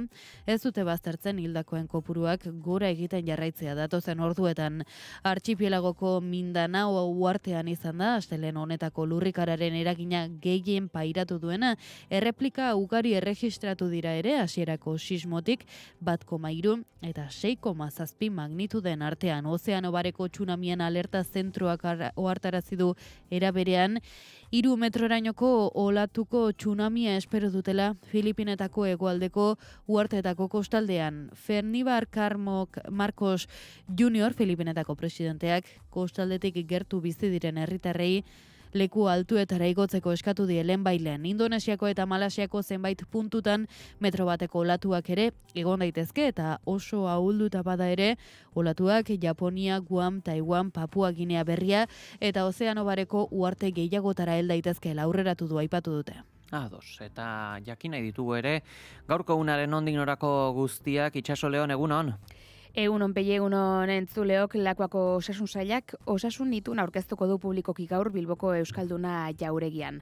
Eta bestalde mugikortasun jasangarriaren sailburu Susana Garziatxuekak topoaren lanak bisitatuko ditu Donostiako erdigunean, hori kontu instituzionaletan, bestalde kontseiluak mobilizazioaren azken deia egiteko eta 3 zutabetako bakoitzak eramango duen pankarta eta pregoilariak aurkezteko, prentsaurreko eskainiko du Iruñan astelehen honetan. Bilbon, Joseba Asensio Kirruliren heriotzaren 40. bigarren urteurrena dela eta Egia Ariztorrek ekitaldia egingo du ekidin zitekeen izenpean. Berango eta Sopelakoei ongietorri batengatik Auzitegi Nazionalean egingo dieten epaiketa abiatuko da. Beste kontu bat, bihar Eskaleri jaseko azken etxegabetzeak burutuko dira eta hori salatzeko Euskal Herriko Etxebizitza Sindikatuak agerraldi jendetsua egingo du auzokide eta kaltetuekin Pasaian. Eta Asunción Klinikako langileek agerraldia egingo dute Donostian, Tolosan barkatu, etorkizunerako bermeak eta Tolosaldearentzako benetako osasun publikoaren aldeko konpromisoa exigitzeko. Nazioarteari dagokionez, baina tokikotik helduta, Pasai Donibanen bizi-bizi elkarteak antolatuta Palestinako emakumeen borrokaz eta bere bizipenei buruz zarituko da Nadia Neme, Bermeoko alkatea, eta Palestinaren aldeko ekintzailea. Kulturan 5. Euskal Gastronomiaren topaketak jarraituko ditugu Dimako Garena jatetxean, baita Bilboko Orkestra Sinfonikoaren 2026-2027 denboraldiaren aurkezpena ere, Leire Bilbaoren basoarekin, Ramon Saizar Vitoriaren Ene Jesus ere aurkeztuko dute irudiz irakurria, eta amaitzeko Victoria Eugenian 29. Aita Donostia musikastea. Oso ondo, guarditik aurrera informazio gehiago, eskerrik asko Itxaso. Bai, gero arte. Eguraldia eta trafikoa naiz irratian. Errepidei dagokienez bada nabarmentzeko jazoerarik? Bai, kamioi batek matxura izan du, G-hogei errepidean, 9. kilometroan Donostian, Bilboko norantzan, errei bat dago itxita, eta momentu honetan 4 kilometrotako autopilaketak daude, eta autopilaketak ere Bilbo inguruan, Leioan, Barakaldon eta Galdakaon.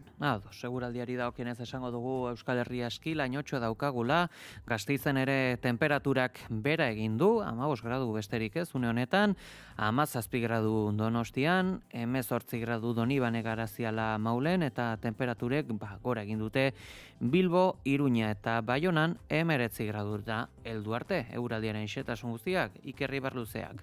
Asteari ekiteko eguraldi motela eta freskoa nagusituko da, bereziki Kantauriar isurialdean.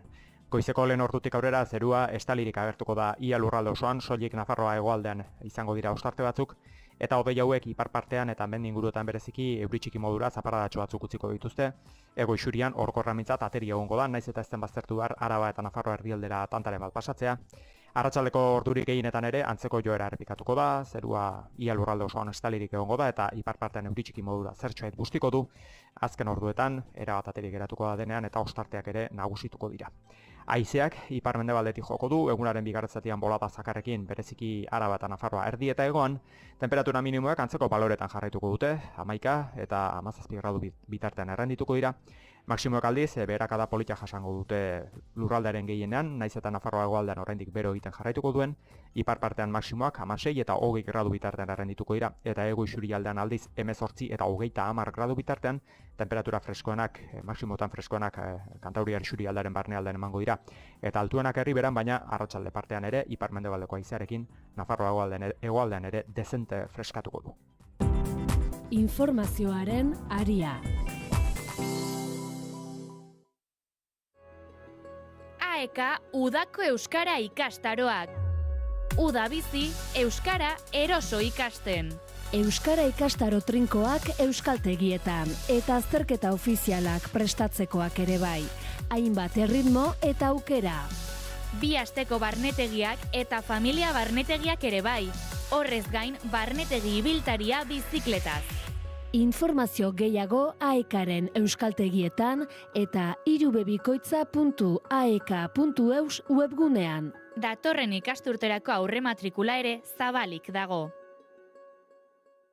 Trenean bazoaz, ondo zoaz, tramian mugituta ondo zoaz, zutopoan beti ondo zoaz, metroarekin ondo ta denboraz. Euskadi ondo mugitzen da. Aurrera egiten dugu jasangarria, kalitatezkoa eta irisgarria den garraio publiko batekin. Ondo mugitzen zara. Eusko Jaurlaritza, Euskadi berria. Euskotrenek jakinarazten du. Eibarko jaietara joan nahi duzu? Igo, eramango zaitugu eta. Zerbitzu bereziak autoa hartu gabe goza dezazun. Informatu ordutegiei buruz webgunean edo aplikazioan. Euskadi ondo mugitzen da. Euskotren. Eusko Jaurlaritza, Euskadi berria. Kultura eta hizkuntza politika sailak hizkuntza politikarako sailburu ordetzak diruz lagundua.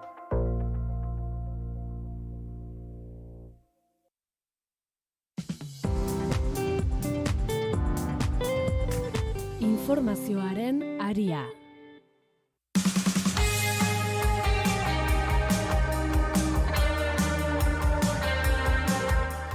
Goizeko 9:13 hemen jarraitzen dugu Naiz Irratiko informazioaren arian Patxi Zabaleta eta Begoña Errastirekin eta aipatzen genbiltzan PSOEren bueltan eta Espainiar Estatuaren gobernagarritasunaren bueltan ala Pedro Sánchezen bueltan sortu den testuingurua ustelkeria, akusazioak, kontu judizializatuak, ikerketa polizialak eta abar, eta aipatzen genbiltzan, honi buruzko nolako analisia egin daiteken, baina guztiz bestelakoa edo lotura baduen bestelako kontu bat ere bada, konfidantza, herritarrek hautetxiekiko duten sinesgarritasuna, politikariengan dagoen esperantza, ere aipatu genitzateke, ze jakina dena da, edo lasai asko ondorioztatu dezakeguna da, halako jazoerek, gero eragina badaukatela horre boto ematekrako garaian, edota diskurtso populistak egiteko, edota alakoetarako, edota politikariekiko konfiantza izatean, edota daturikarian garrantzitsuenean, hauteskundei dagokionez, abstentzioaren datua bera. Bueno, hau azalduta, aipatu nahi dizuet. Hautetxiek honetan ere jardun beharko lukete ikusita ere zer nolako testuingurua sortu den, lan egin beharko lukete, hautetxiek gehiago herritarrarekiko konfiantza gehiago eraikitzeko. Patxi, zurekin jarraituko dugu. Zalantzarik gabe ustelkeriak politikari izugarrizko kaltea egiten dio. Kalte letala. Eta gizarteak politika gintza osoan eta politikoetan duen konfiantza falta edo konfiantza murriztea, askotan ustelkeriaren ondorioa izaten da. Horregatik saiatu beharra dago beti eta toki guzietan ustelkeriaren kontra politikaren duintasuna eskatzen dituen gauzetatik bat da zalantzarik gabe ustelkeriaren aurka alden borrokarik zintzoena eta bortitzena egitea. Bortitza ez behar bada fisikoki edo kastiguen tamainuarengatik, baizik eta salbuespenik gabe. Eta hori oso zeregin garrantzitsua da politikan beti. Are gehiago, orain gertatzen den bezala, eta dagoen giroari begiratu ezkero, egoera honek sortzen duen norabide, nora ezina ikusita. Oso garrantzitsua da ustelkeriaren aurka eta zertan egin behar da. Zalantzarik gabe, egiturak berak zuzentzen. Ezin da jarri ustelkeria zuzenduko duen ustean, ustelkeriarik haundiena den fascismotik datorrenarekin. Ezin da hori pentsatu. Horregatikan, beharrezkoa da baita ere estrukturak berak zuzentzea. Eta gero, kontrol maila guztietako tresneria eta jokatzeko moduak ezarri behar dira. Eta hori eguneroko eta betiko premia da eta betiko egin beharra da. Beraz, oso garrantzitsua da ustelkeriaren kontra lehendabizi kritika egitea, bigarrena neurriak edo aterabideak asmatzea eta jartzen saiatzea. Begoña, zuk zer diozu? Patxirenaekin jarraituz, azkenengo beak planteatutako hiru horiekin jarraituz, eta bat nator, nik apuntako nuke, abstrakzioa oso interesantea direla politikan, eta noski emon behar da, filosofia politika, plantea behar da zer nahi duzun, ideologikoki, eta hori ere, baina gauza konkretuak ere ezinbestekoa ditugu. Eta adibidez, ezin gara galdu hori, abstrazio horietan, esateot politikan aritzen direnak, eta ondo da, eta arrazoia dute, eta politikan dauden guztiek ez dira erori ustelkerietan noski ezetz, gehiengoa dexentea da, gehiengoa egiten duena da komunidadearen alde, ez da hori seguru, baina badira beste batzuk, ez da, berraztertu horretan eta diskurso horietan, noski demokraziaren defentsan, berdintasunaren defentsan, datuak eman behar dira. Nik gomendatuko nuke datu konkreto batzuk. Adibidez, fasismoa, eskuma ikusten ari garena, beti hasten dira gauza konkreta batzuetatik. Eta fijao zer gertatzen ari dan Andaluzin, zer gertatu dan Madrilen, zer gertatu dan Extremaduran, esan du, hurbilean, ez dut esaten hori kanpora begiratzen, ez da du espainolean bertan. Olako plantamentu ideologikoak boterera heltzen direnean, beti hasten dira emakumen eskubideen kontrako hori lehenengo pausoak hortik dira. Oso gauza sinplea da ulertzeko. Nik gomendatuko nuke adibide horiek ematia, ez? Beti emakumen kontrako diskursoak. Horrena juten bagara, ikusi behar du, jakin behar du adibidez, Argentinan. Argentinan, unibertsitate publikoek erdira joan dira laguntza publikokin. Hau da, diruak, aurrekontuak mantentzeko eta unibertsitate publikoa mantentzeko erdira joan dira. Hori da adibide bat, zer egin nahi duten. Eta zer egiten ari diren zenbait lekutan, ez? Bekak, Argentinan bertan, orain dela gutxi irakurri dut, bekak 180 pasadia, gutxitu egin dira. Hau dira adibide simple batzuk, agian urrun daudela iruditzen zaigu, baina hori da egin nahi dutena, hori da buruan eduki behar duguna, hori da politika egitea, haiek nahi dutena. Beraz, adibide simplekin, agian asko errazago ulertuko genuke, zein dan helburua.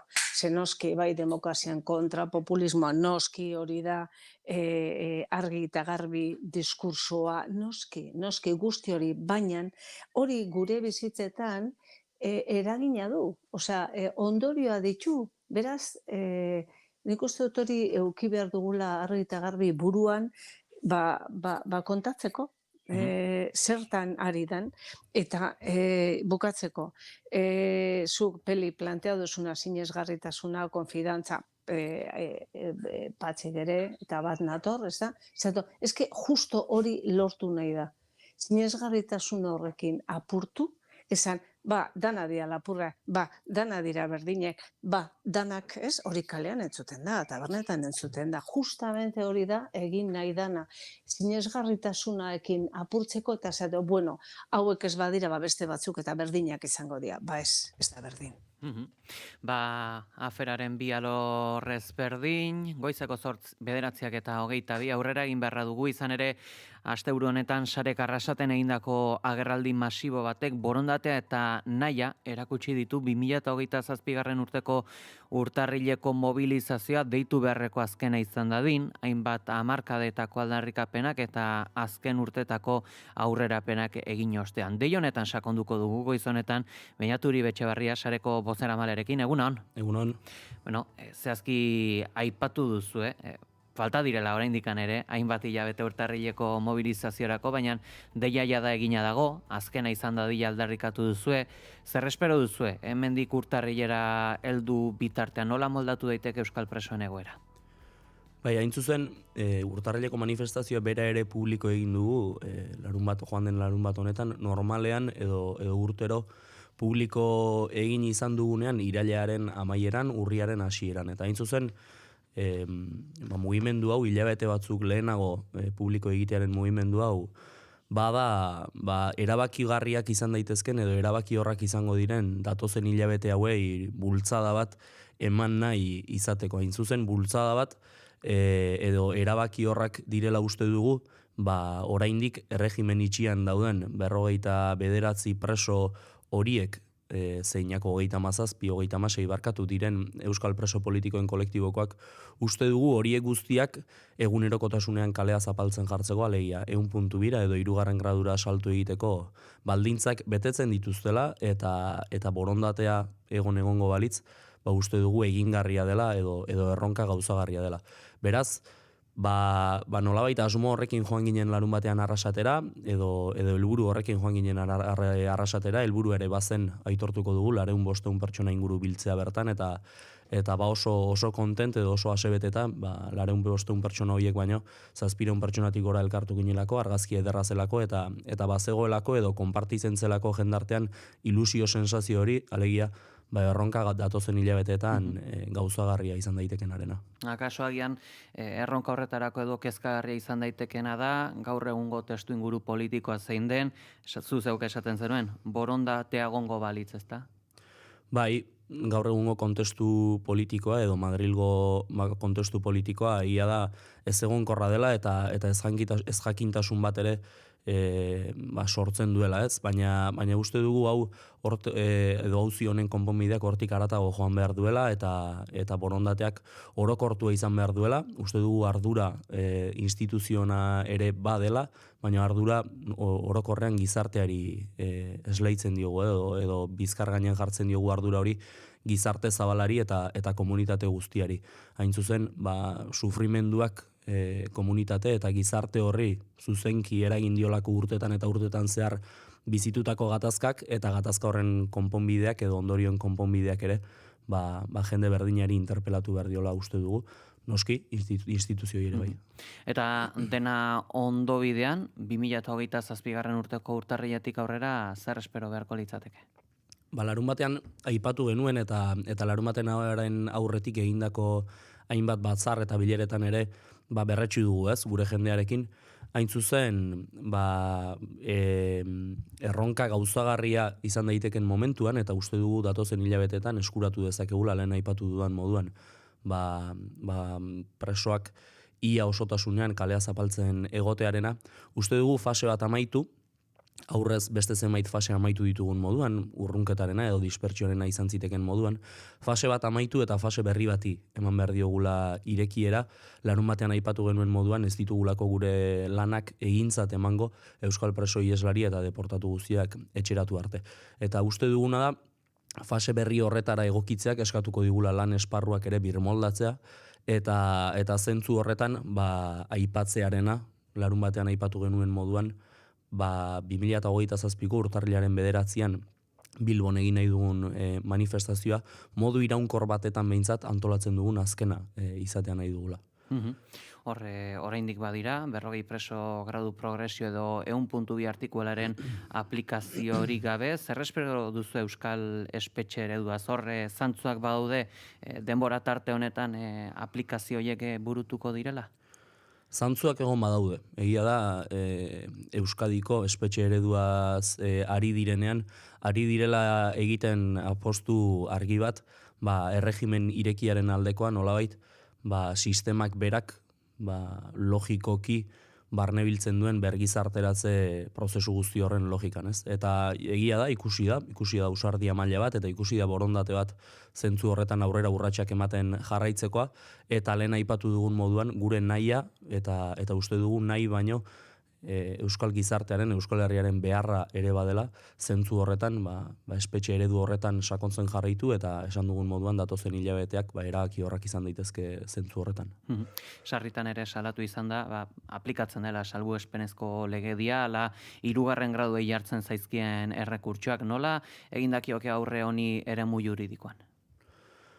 Argi dago, hemen badagoela, edo auzi guzti honen baitan badagoela figura bat entzutegi nazionalarena, zeina orain 3 urte, 2 urte atzera egingo badugu, bazegoen gradu progresio horiei edo kalea zapaltzen hasteko mekanismo guzti horiei, ia automatikoki errekurtsoak jarri eta bertan bera uztekoa gradu progresio horiek. Egia da azken urte terdi, azken urte betetik nahi bada, maila edo modu orokortu batetan errekurtso horiek ez direla gauzatu, naiz eta azken hilabeteetan ikusten ari garen presio baten eta mendeku gose baten ondorioz entzutegi nazionaleko fiskalak berriro ere errekurtso dinamika hori, naiz eta orain 3 urte, orain 2 urte moduan ez izan, berriro ere aktibatu duela. Eta aipatu dudan moduan ez dugu uste honek edo errekurtso horiek oinarri juridikorik dutenik, hain zuzen errekurtso horiek ezartzen zaizkien presoek zigor betetze maila altua edo zigor urte asko beteak dituztela eta beraz badutela nahikoa oinarri egunerokotasunean kalea zapaltzen hasteko eta besterik gabe erantzuten diola lehen aipatu dugun moduan mendeku gose bati eta askotan aipatu dugun moduan oinarri juridikotik baino, oinarri politikoagotik duten neurri edo errekurtsoak dira. Horre, esaten zenuen, egokitze bat ere izango dela eta definitu duzu ere zehazki 2026-2027 denbora tartea trantsizio urtea izango dela. Zentzu horretan, euskal preso batek zer aurreikusi beharko luke sarerekin duen harremanerarekiko esaterako? Euskal presoak izan behar duen nolabait harremana edo kontaktu hori ez dugu utzi nahi noski ere presoarekin bakarrik, baizik eta sare sortu zen momentutik gizarte zabalarekin lanean aritu den eragile bat izan da, eta gizarte oroar presoak ere espero behar dutena saretik da, hain zuzen sare birmoldatu bat, hain zuzen erabakigarriak izango diren hilabete hauetan aurreikuspenak betetzen badira.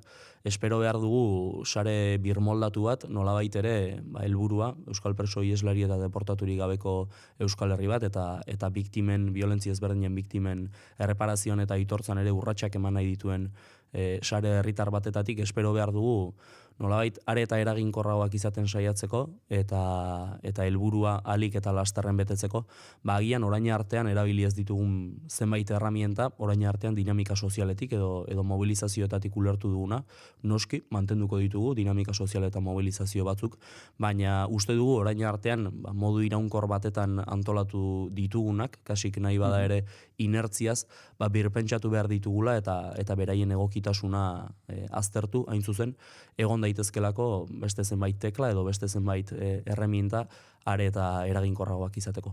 Ez ditzuk izan daitezke baliatu daitezken erreminta berri horiek? Adibide soila da, baina azken urteetan egin izan dugun balorazioan da urtean zehar izan ditugun dinamika, mobilizazio eta zenbait ekimenetatik eraginkorrena edo kasik nahi bada konponbideari, bakeari eta elkarbizitzari ekarpenik handiena egin diona udazkenean burutu ohi dugun konferentzia izan da ez, iazkoago ekarriko dut gogora, Bilboko Euskalduna Jauregian egin genuena eta bertan Carlos Martín Beristain, Olatz Iglesias, Paco Etxeberria eta maila internazionaletik ere ekarpen bi izan genituenak, gero amaieran Maria Jauregik ere manifestu bat edo testu bat irakurri zuena, eta uste dugu horrelako konferentziei ere pisua ematen hasi behar dugula, hain zuzen lehen aipatu dudan moduan konponbidearen, bakearen eta elkarbizitzaren eraikuntzan ekarpen handia egiten diotelako. Eta lehen esan dudan moduan, ez daukagu oraingoz behintzat edo uste dugu ez dugula izan behar planifikazio itxi bat, hain zuzen orain artean izan dugun horretatik apurtu behar dugula, iraunkortasun horretatik apurtu behar dugula, eta momentuan tokian aztertu, zer nolako dinamika edo erramientak erabiltzea tokatzen zaigun edo zein izango diren erramienta eraginkorrenak. Horre, komplexuagoa dena, deportatuen kasua, 2027 urteko mobilizazioa heltzen denerako, zer espero duzu beraien egoerari dagokionez? Ieslari eta deportatuen auziari orokortasun batetatik hitz egingo nioke, ez? Biak ala biak direlako egoera edo kasuistika oso gordinak. Are gordinagoak gainera, 2026 urte honetan ikusi dugunean bi ieslarik bizia galdu dutela 4 hamarkada baino gehiagoz Euskal Herritik kanpora erbestean pasa ondoren. Eta bada auzi bat momentu honetan blokeo egoera handi batetan dagoelako, hain zuzen entzutegi nazionalak ezartzen du blokeo hori, eta nahia eta beharra bada noski Euskal Presoen auziaren konponbidean sakondu ala, ieslari eta deportatuen auzian ere urratsak ematen hastea eta noski ere ahalik eta denbora laburrenean auzi horri ere konponbide bat ematen saiatzea. Horre, beraiei dagokienez, egoera nolakoa litzateke, etorriz gero Euskal Herrira, prozesu judizial bat bizi beharko lukete 0 puntutik, aintzat hartuko litzateke zerbait, edo?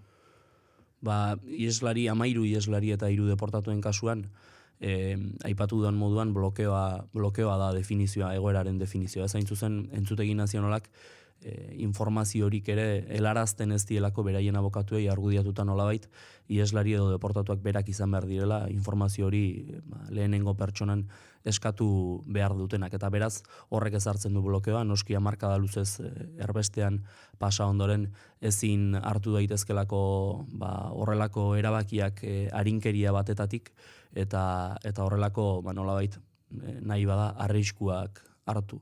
Orduan, espero dugu datozen hilabeteetan ere, zentzu horretan urratsek ematen jarraitzea, aztertu ahal izatea ieslari eta deportatu bakoitzak zein auzibide izan dezaken Espainiar estatuan, eta auzibide horiei konponbide baten logikan nolabait benetan ulertzen dugulako guztiz anakronikoa dela eta astakeria bat litzatekelako elkarbizitzaren eraikuntza horren logikan ere markada luze zerbestean pasa ondoren Euskal Herrira, Espainiar estatura itzuli eta 20-30 urtetako auzibide baten aurrean egon beharra.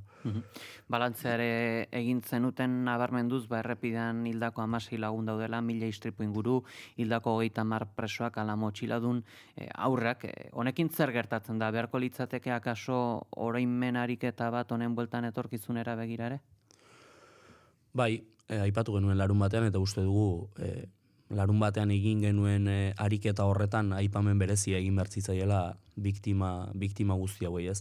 Hain zuzen egin genuen atzera begirako ariketa bat larun batean ere eta lehen aipatu dugu, gai izan gara azken urteetan zenbait faseri amaiera emateko edo zenbait fase gainditzeko, fase horietako bat da urrunketa eta dispertsioa, eta urrunketa eta dispertsioak eragina handia izan zuen, sufrimendu handia eragin zuen, eta hain zuzen martxan jarri zutenen helburua ere identifikatzen dugu hori zela, beraz aitortu genuen larun batean, sufrimendu eragin nahi bazen lortu zela, ez? Eta zentzu horretan errepidean Frantziar zein Espainiar estatuan bizia galdu zuten 16 biktima horiena edo 1000 istriputik gora izan direla errepideetan dispertsio eta urrunketaren ondorioz, motxiladun aurrak ere aipatu genituen, noski sareren dinamikaren ardatz izan zirena urte askotan, eta aipatu beharra ikusten dugu ere, espetxe politikaren ondorioz, espetxean bertan 4 pareten artean bizia galdu zuten 30 preso inguru horiek, ez? Eta uste dugu datozen hilabeteetan horretan ere esfortzu berezi bat egin behar dugula, hain zuzen oraindik aitortu gabe dauden biktimak direlako. Nafarroan biktimen legearen irekierarekin zenbait pausu edo lorpen eskuratu dira, eta uste dugu epe motzean jarri behar dugula Euskal Autonomia Erkidegoan ere antzeko lege baten irekierarekin nolabait pausu hori emateko eta nola ez oraindik errekonozitu edo aitortu gabe dauden biktima horien errekonozimenduan urratsak emateko. Horre ere gertatzen da, bada ere bai, ezakite fase berri bat, giza talde berri bat, horre Euskal Gatazka oso gutxi bizi izan duen gazte batek, nola aldu beharko lioke 2027 urteko hitzorduari? Bai, eta akaso nire belaunaldia ere bada adibidez. Ez dut jarriko nire burua adibidetzat, baina neroni ere banaiz 2000 urtean jaiotako gazte bat, zeinak gatazka bere azalean ere ez genuen bizitu. Nik ez daukate oroimenik gatazkaren ingurukorik, are gehiago 2011an etak bere jarduna etete erabakitzen duen komunikatura askotan entzun dugu jendartean edo kalean ere entzun dugu, ez? Guztiok oroitzen dugula non geunden, norekin geunden momentu hartan, gure belaunaldiak ez du oroitzen horrelakorik, eta beraz bagara gatazka bizitu ez zuen eta gatazkaren ondorioak bizitzera zigortua izan den belaunaldi bat edo bizitzera baino konponbide bat eman beharraren lan horretan ekarpen bat egitera behartua izan den belaunaldi bat. Eta askotan aipatu dugu gure belaunaldiak, uste dugu gure belaunaldiak izan behar duela azkena, eta zentzu horretan, akaso gure ondorengo belaunaldiren bat edo beste ere, gure puntu berdinera iritsi arazi bada ere, 2027ko urtarrilaren 9 uste dugu gazteok ere badugula eginkizun argi bat, badugula ekarpena egiteko modurik, eta 2027ko urtarrilaren 9 Bilbon belaunaldi ezberdinak lotu behar ditugula, bai batetik bizi osoa auzi honen bueltan lanean aritu den jende bat, edo gatazka bere azalean bizitu duen jende bat, baina noski ere, aitortu dudan moduan, belaunaldi gazteak edo ondorioen konponbidea soilik bizitu duten belaunaldi horiek. Guzti hauekin gadituko gara, Beñat Uribe Etxeberria sareko bozeramailea, eskerrik asko gizonetan gurean izateagatik. Bale, eskerrik asko.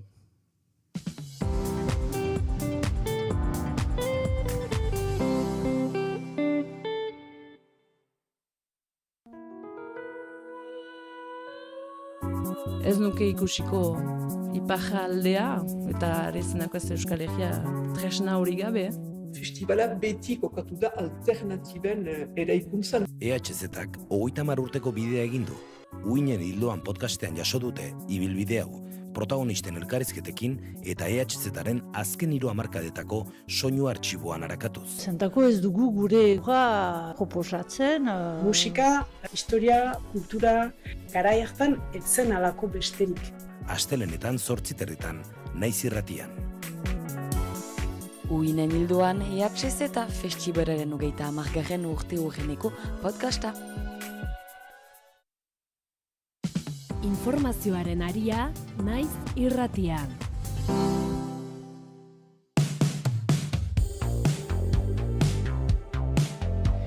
Beno, agurtu dugu Beñat Uribe Etxeberria joan da estudiotik eta, partekatu nahi dugu elkarrizketan esandakoak analisi mailan ere, hor galdetzen genuen, zer espero beharko litzateken 2027 urteko mobilizazio bada, baina honen bueltan gauza asko mugitzen dire, sentipen, bizipen asko, egoera pertsonal asko.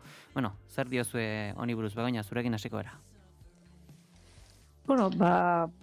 Ni espero dut albiste ona, ez 27ko, hau da sare desagertzea.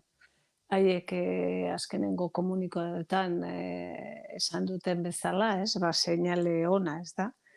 Azken baten, olako erakunde baten helburua da desagertzea. Seinale oso ona izango zen, helburuak betetan, noski, bestela, luke zentzurik izango, ez da? Nik uste ekarpen handiko erakundea dala, eta izan dela hogein arte, 12 urte hauetan, ikusi dugu ze aldaketa onak izan diela, ez da, larreunda ez dakitzen bat apikutako presoketa, hogeita irun alejamiento dolan punitiboa bukatu zen, gaur egun 40, nik uste zenbakiak oso interesantia direla, eta hori da azken baten olako plataformak lagundu duela, ez da, garrantzitsua izan dela. Eta hemen, zu sentipenak eta ez da, plantea duzu zure galderan, ezin dugu ahaztu, sufrimenduk eta ikusi dugu politika penitenziaria espainola zelakoa izan dan, justo min gehiago itxeko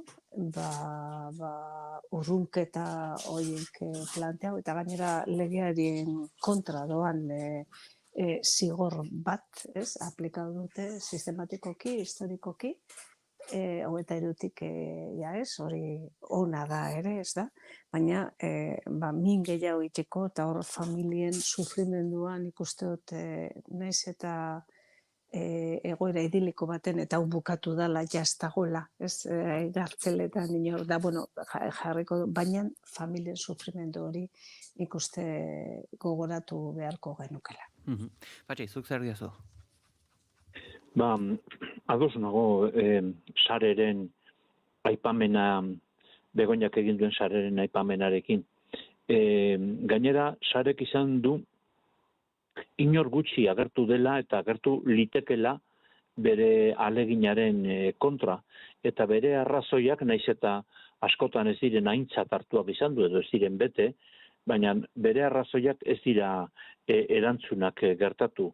Eskatu duenean hainbestetan eta hainbestetan legedi penitenziarioa bera aplikatua izan zedila etaren ondorioz edo preso gelditu zirenentzat, hori gauza hain indartsua da, eskakizun hain indartsua da, ezitzela erantzun. Gero egia esan, epaitegiek askotan ez dute hori betetzen, eta ez dute hori bete, eta ez dute oraindikan hori betetzen, baina horrela beharko luke. Eta gainera, horrek ematen du aldebikotasuna, bai biktimak eta bai biktimarioak edo indarkeriaren erabiltzaileak eta indarkeria jasan dutenak elkarrekin harremana izateko bidea errazten du. Eta adibide horiek dira zalantzarik gabe bakearen irudirik duinenak eta politenak. Eta gure herrian hori ikusteko aukera izan dugu, beste mugimendu garrantzitsu batzuk ere ikusi ahal izan ditugun bezala, nola aztu bakearen artisauak deitutako mugimendu haiek eta hori guztia.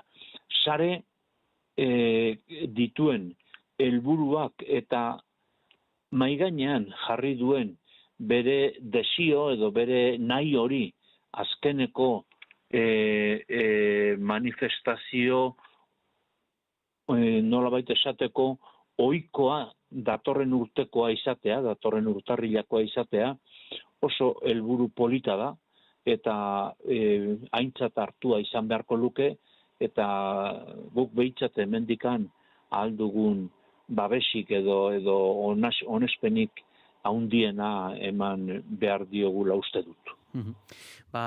Hori zehaztuta aipatu beharra dugu baita ere, goiz honetan, goizeko 10:04 gutxi direla, Ana del Val, Arabako Kultura Diputatuak 9.000 euroko isuna iragarri du, sarrea Euskal Udalekoentzat eta 3 urtez aisialdiko jarduerak egiteko debekoa izango dute. Gainera Bernedoko espazioa beste elkarte batek ezingo duela ere erabili ziurtatu du. Batzar nagusietan egindako agerraldian eman du isunaren eta jardunaren etetearen berri Ana del Val, Arabako Kultura Diputatuak, sarrea Euskal Udalekuakek 9.000 euroko kalte ordaina ordaindu beharko du eta hemendik 3 urtera arte aisialdiko jarduerak egitea debekatuta izango du. Epe horretan erakundeak ezingo du ere ez laguntza publikorik jaso. Una multa de 9.000 euros. Prohibición de acceder a cualquier tipo de ayuda pública al sector público del territorio histórico por un periodo de 3 años. Inhabilitación para organizar y realizar actividades de tiempo libre infantil y juvenil por un periodo de 3 años. Del Valek gaineratu du sarreak erabilitako eremua Bernedoko kanpalekua ezingo duela beste elkarte batek kudeatu, izan ere administrazioarekin sinatutako akordioak 3. elkarteren bati kontzesioa lagatzea debekatzen du. Dicho contrato, en su cláusula 9, sostiene la prohibición de subarrendamiento de la instalación. Dorrekoak kulturelkarteak beharrezko dokumentazioa aurkeztu zuen kanpamendua antolatzeko eta 200 familia apuntatuta zeuden jada. Diputatuak zehaztu du lege iruzurraren kasu bat antzeman denez, jarduera gauzatzeko ezintasuna deklaratu dela. Honetaz gain, erabaki honen balantzea egiteko ere, gurekin dauzkagu goiz honetan gurean Aixa Intxausti eta Inma Martin Euskal Udalekuetako ordezkariak. Egunon? Aupa, egunon. Egunon. Nolako balorazioa egiten duzu Arabako Foru Aldundiak hartu duen erabaki honetaz? Triste eta sarre gauz, minez bizi du, uste du neurrigabeko zigorra ezarri dozkuela eta danan gainetik hemen arrazoi ideologiko eta politikoa dauzela gure aisialdi eredua eta jarduna oztopaketako. Horre, zertan oinarritzen da Foru Aldundiak jarritako isuna? Bueno, boom mediatiko guztionen erdian uste dugu garrantzitsua dela azaltzea bi prozesu desberdin egon direla.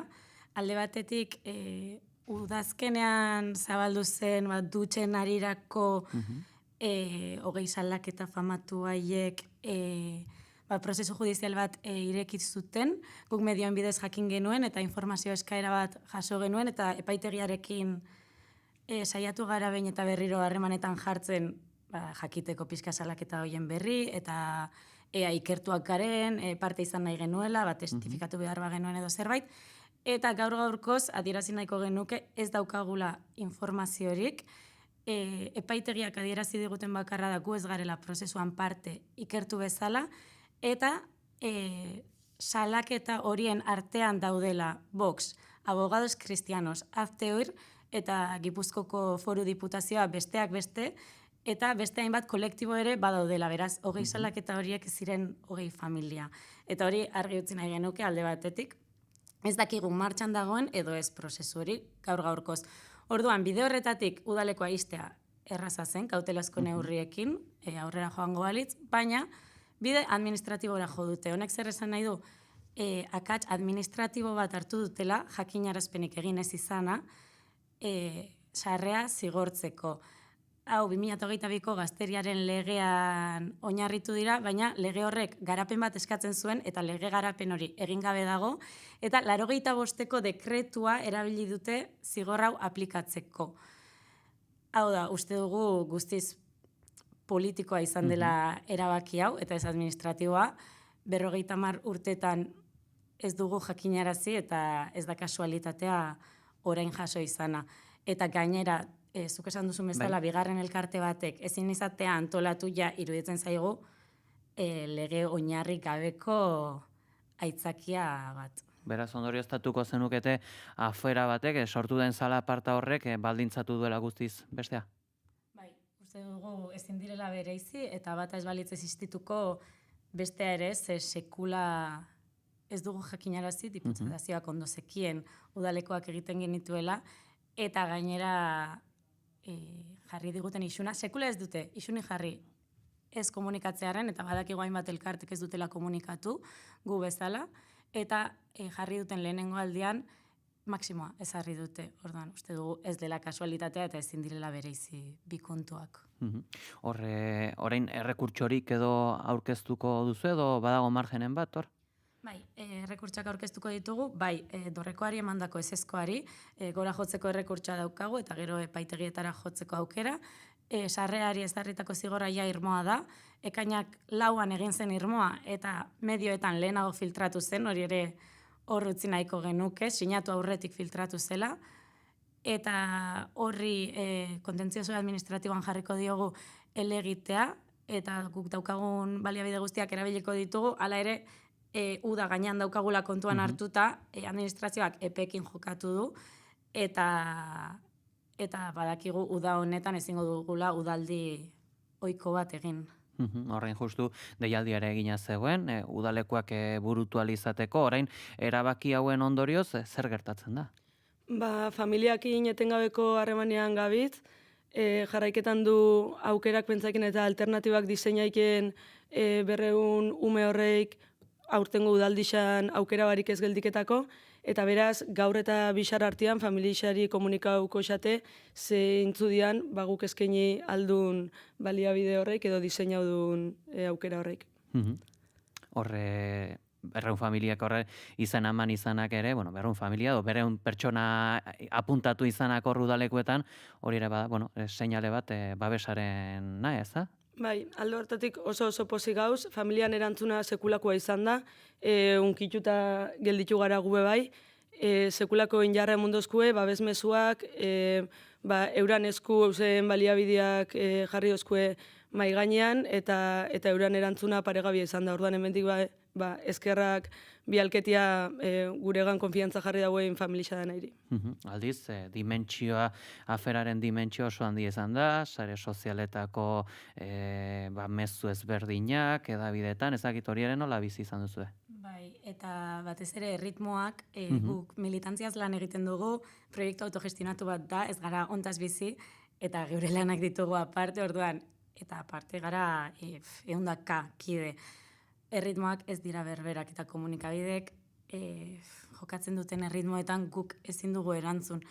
Eta hala ere topera gabiltza eta nik uste dut ekipo paregabea daukagula, baina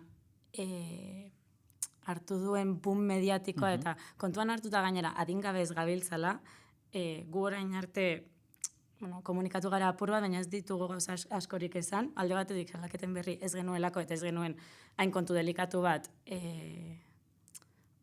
publikoki azaleratu nahi jakin gabe zer zegoen edo zerbait bat zegoen, eta beste alde batetik egunero informazio berri bat etortzen da eta guk ere gure ritmoetan jokatzen dugu jakin da lan voluntarioa dela eta jende asko garela. Eta gure lehen helburua beti izan da udaldia modu eraginkor, seguru eta duin baten ateratzea eta bitartean beste guztiari erantzun behar izan diogu orduan. Guretzat oso urte gogorra izan da. Baina, imak izan duen bezala, familien babesak eta hainbat eragile eta norbanakoren babesak indarra eman digu eta oraindik gogotsu eta indartsu gaude aurrera jarraitzeko. Esan duzu, Aixa, epaitegietara jo izan duzuela, jakiteko ea zer dagoen, ea zer nolako rola duzuen, sortu diren salaketa horietan, epaitegietatik zer jakinarazi dizuete? Ez. 3 idatzi egin ditugu epaitegian, beste bat ertzaintzaren bidez eta beste bat administrazioaren bidez, eta guztietan esan digute ezin dugula informazioarik izan, ez garelako prozesu horren parte. Eta ez garela ikertuak, baten bat ikertua bada, edo sarrea elkartea bera ikertua bada, jakinaraziko digutela. Eta guri pixka eta raroa egiten zaigu, urtebete baino gehiago irekita doan prozesu baten, oraindik testigu bezala ez deitu izana, ikertu bezala, ikerturik ez egotea prozesuan, orduan, hori ez dakigu irekita dagoen edo ez, edo mamu bat den hor dagoena, edo aurrera jarraitzen duen, deituko diguten, ez dakigu ezer. Berez, oso kontu konplexua da, berez, zerbait egongo balitz, zuzenekoa litzatekena da, kautelazko neurriak edo erabakiak hartzea. Abokatuek justu hori esan digute, itxi dituztela Euskal Herrian gainera abokatuak nik, egunkariak, partidu politikoak, eta erraza dela bide judizialetik hori istea. Orduan horrek ere pentsatzera eramaten digu, ea zer dagoen benetan hor, edo ea prozesuak aurrera jarraitzen duen edo ez dakigu. Gainontzeko udalekoi dagokienez, behintzat, seguraski lanerako prest, eta? Bai, lanerako prest eta indartsu gauz, Aitxak esan duen moura sekulako taldia daku, eta aurtengo urtia gogorra izan den arren atope jarraiketan du, eta, modu batera edo bestera eskainiko xa aurrairi aukeran bat udaldixaz gozatu alizateko. Guzti hauekin gelditu gara, Aixa Intxausti eta Inma Martin, eskar mila, goiz honetan gurera gerturatzeagatik. Eskerrik asko zuei.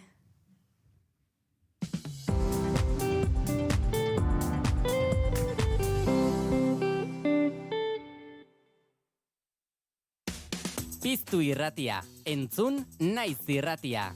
Bilbo aldea, 92.2. Gasteiz eta Arabako lautada, 91.5. Donosti aldea, 93.8. Gernika, 90.6. Leitza, 90.5. Bortziriak, 103.1. Urola, 90.8. Goierri, 102.2. Legazpi, 94.6. Piztu eta entzun naiz irratia. Informazioaren aria, naiz irratia.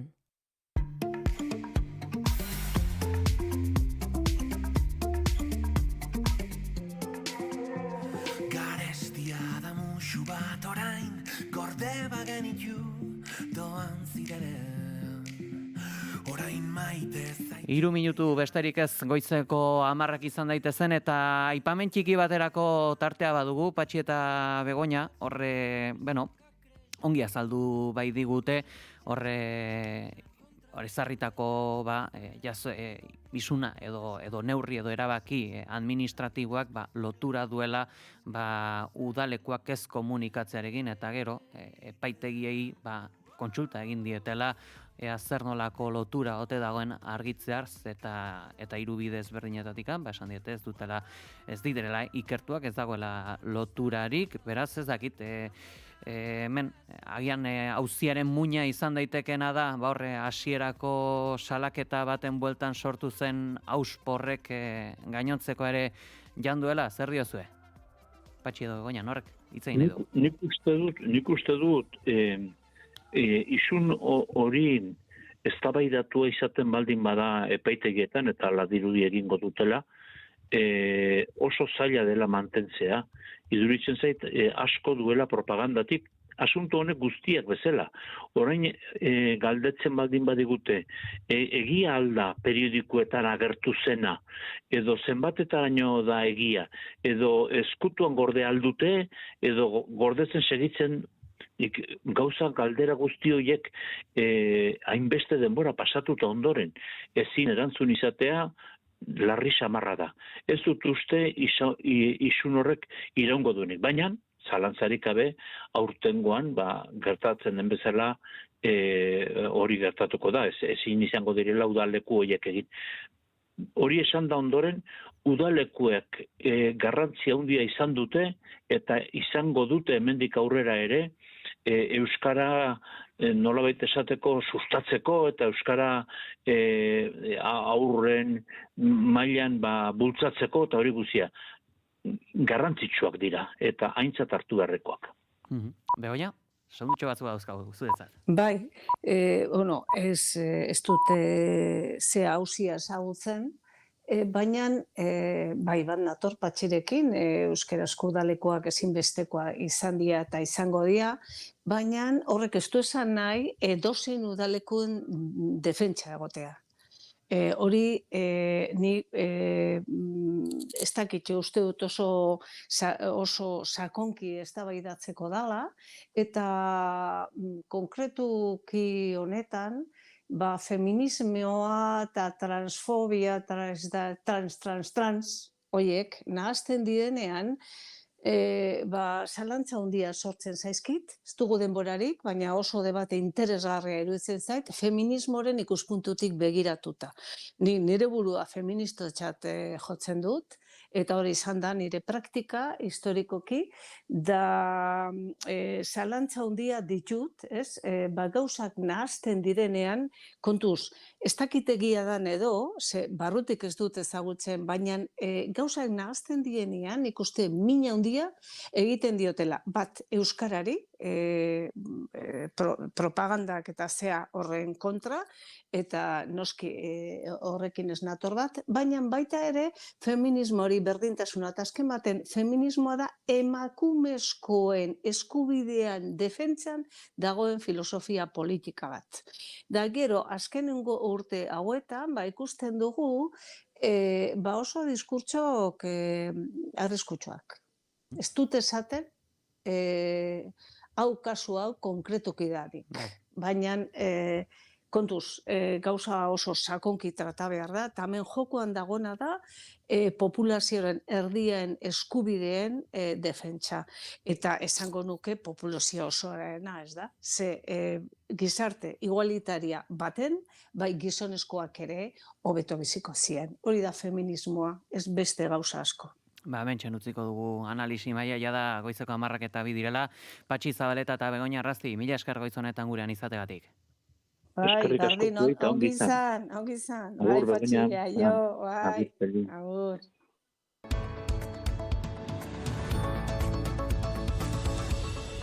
Goizeko 10:02, Errioxako enpresari talde batek Astore Kirol marka erosi du 60.000 euroren truke, El Diario Basko egunkariak eman duenez aditzera. Itxaso Leon, egunon?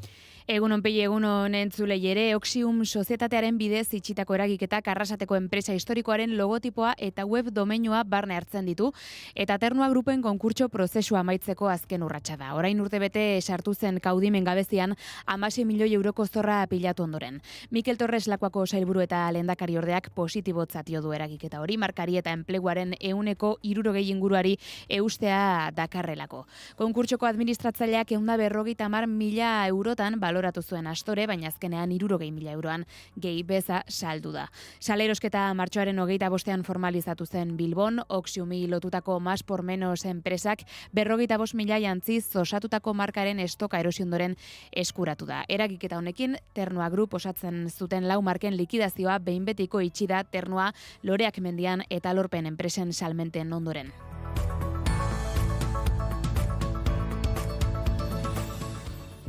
Eta beste aipagai ekonomiko bat, Araba, Bizkaia eta Gipuzkoa izan dira urteko lehen hiruhilekoan etxebizitzen prezioaren igoera txikiena izan duten lurraldeak, estatu mailan 10,10,3ko garestitzearekin, Espainiako estatuko batez besteko 10,12,9aren azpitik. Estatistikako Institutu Nazionalak astelehen honetan argitaratutako datuen arabera, etxebizitza berrien prezioak 10,9,9 egin du gora urte batetik bestera Euskal Autonomia Erkidegoan, Balear uharteetan baino gehiago. Bigarren eskuko etxebizitzei dagokienez, martxor arteko prezioa 11,4 igo zen Araba, Bizkaia eta Gipuzkoan, kasu horretan 3. igoera txikiena izan zen Kanariar uhartean eta Kataluniaren gainetik. Eguraldia eta trafikoa naiz irratian. Trafikoari dagokionez, ordu honetarako esan dezakegu amaitu direla Bilbo inguruan goizero sortu ohi diren autopilaketak, eta bestalde kamioi batek matxura izan du Gipuzkoa 20 errepidean, duela ordu bete inguru, Donostialdean eta Bilboko norantzkoan, zentzorretan kamioia errepidetik kendu dutela esan dezakegu, erreia irekita geratu dela beraz, eta autopilaketek bertan jarraitzen dute, baina gutxituz doaz. Eta hauek esan da, eguraldiaren informazioa ere jasoko dugu, Iker Ibarluzaren eskutik. Asteari ekiteko eguraldi motela eta freskoa nagusituko da, bereziki Kantauriar isurialdean. Goizeko lehen ordutik aurrera zerua estalirik agertuko da ia lurralde osoan, soilik Nafarroa hegoaldean izango dira ostarte batzuk, eta hodei hauek ipar partean eta mendi inguruetan bereziki euri txiki modura zaparradatxo batzuk utziko dituzte. Ego isurian orkorramintzat ateri egongo da, naiz eta ez den baztertu behar Araba eta Nafarroa erdialdera tantaren bat pasatzea. Arratsaldeko ordurik gehienetan ere antzeko joera errepikatuko da, zerua ia lurralde osoan estalirik egongo da eta ipar partean euri txiki modura zertxoait guztiko du. Azken orduetan erabat aterik geratuko da denean eta ostarteak ere nagusituko dira. Haizeak ipar-mendebaldetik joko du, egunaren bigarren zatian bolada zakarrekin bereziki Araba eta Nafarroa erdi eta hegoan, temperatura minimoak antzeko baloretan jarraituko dute, 11 eta 17 gradu bitartean errendituko dira. Maximoek aldiz, beherakada politia jasango dute lurraldearen gehienean, naiz eta Nafarroa hegoaldean oraindik bero egiten jarraituko duen, ipar partean maximoak 16 eta 20 gradu bitartean errendituko dira, eta ego isurialdean aldiz 18 eta 30 gradu bitartean, temperatura freskoenak, maximotan freskoenak Kantauriar isurialdearen barnealdean emango dira, eta altuenak herriberan, baina arratsalde partean ere, ipar-mendebaldeko haizearekin, Nafarroa hegoaldean ere dezente freskatuko du. Guzti hauekin geldituko gara, eskerrik asko Itxaso. Eskerrik asko Peiaio. Eta joan aurretik bigarren kafeako kideak agurtuko ditugu, Inigo Asensio eta Goiuri Ezeiza, nola hasiko duzu astea? Egunon, Pegi, gogoz eta energiaz, gaur 1200 bigarren kafea da, eta nahiko zenbaki borobila iruditu zaigu. Astelenariola energia pixka batekin ekiteko. Hainbat gaiei helduko diegu gaur, besteak beste Fermin Muguruzak azken egunetan hautsak astinduta dabilen atzerriko edo Euskal Herritik kanpo, Euskararen eremutik kanpo jotzeko bekak eta nolabait ETS taldearen 300.000 euroko zuzenean eta atzarekin emandako diru laguntza horren inguruko kritika. Horren inguruan osnartuko dugu, entzuleari ere azalduko diegu, zer diren beka horiek, nolabait atzerrian aritzeko beka horiek, eta nola funtzionatzen duten, eta zer dagoen nolabait Ferminen kritika honen atzean, baina gai gehiago izango ditugu, zego jurik aita santuari heldu nahi dio. Aita santua Euskal Herrian ibili zenekoa, zarituko gara, kontatu nahi dizuet, ni artean jaio gabe nengoen, eta orduan ez dut gogoratzen. Zer gertatu zen, baino, aritu nahi zenberotekan begira eta egineko kronikak topatu ditut, eta pixkat decepzionagarria izan omentzen, nahizu, jende gehiago espero zuten, baina hitz egingo dugu horren inguruan. Eta horrez gain puripurian tarteare osatuko dugu, hainbat gomendio, proposamen eta bestelako izango ditugu, telebista saio eta pelikulei dagokionez, eta June Romatetek prestatu duen erreportajean, hortxe glutenik gabeko, azukrerik gabeko, beste eredu batzuk jarraitutako erreposteria ezagutuko du, Irrika proiektuarekin, eta bertako produktuak joan den astean dastatu genituenez, Pegi, haien inguruan aritzeko aukera ere izango dugu, ezpentsa. Ondo, orduan, kausaz, probatu astean egingo duzu balantzea. Eskerrik asko. Eskerrik asko zuri, Pili. Eta gure partetik besterik ez, esan beharrekoak esan da, bihar ere bueltan izango era. Ondo izan, aio? Naiz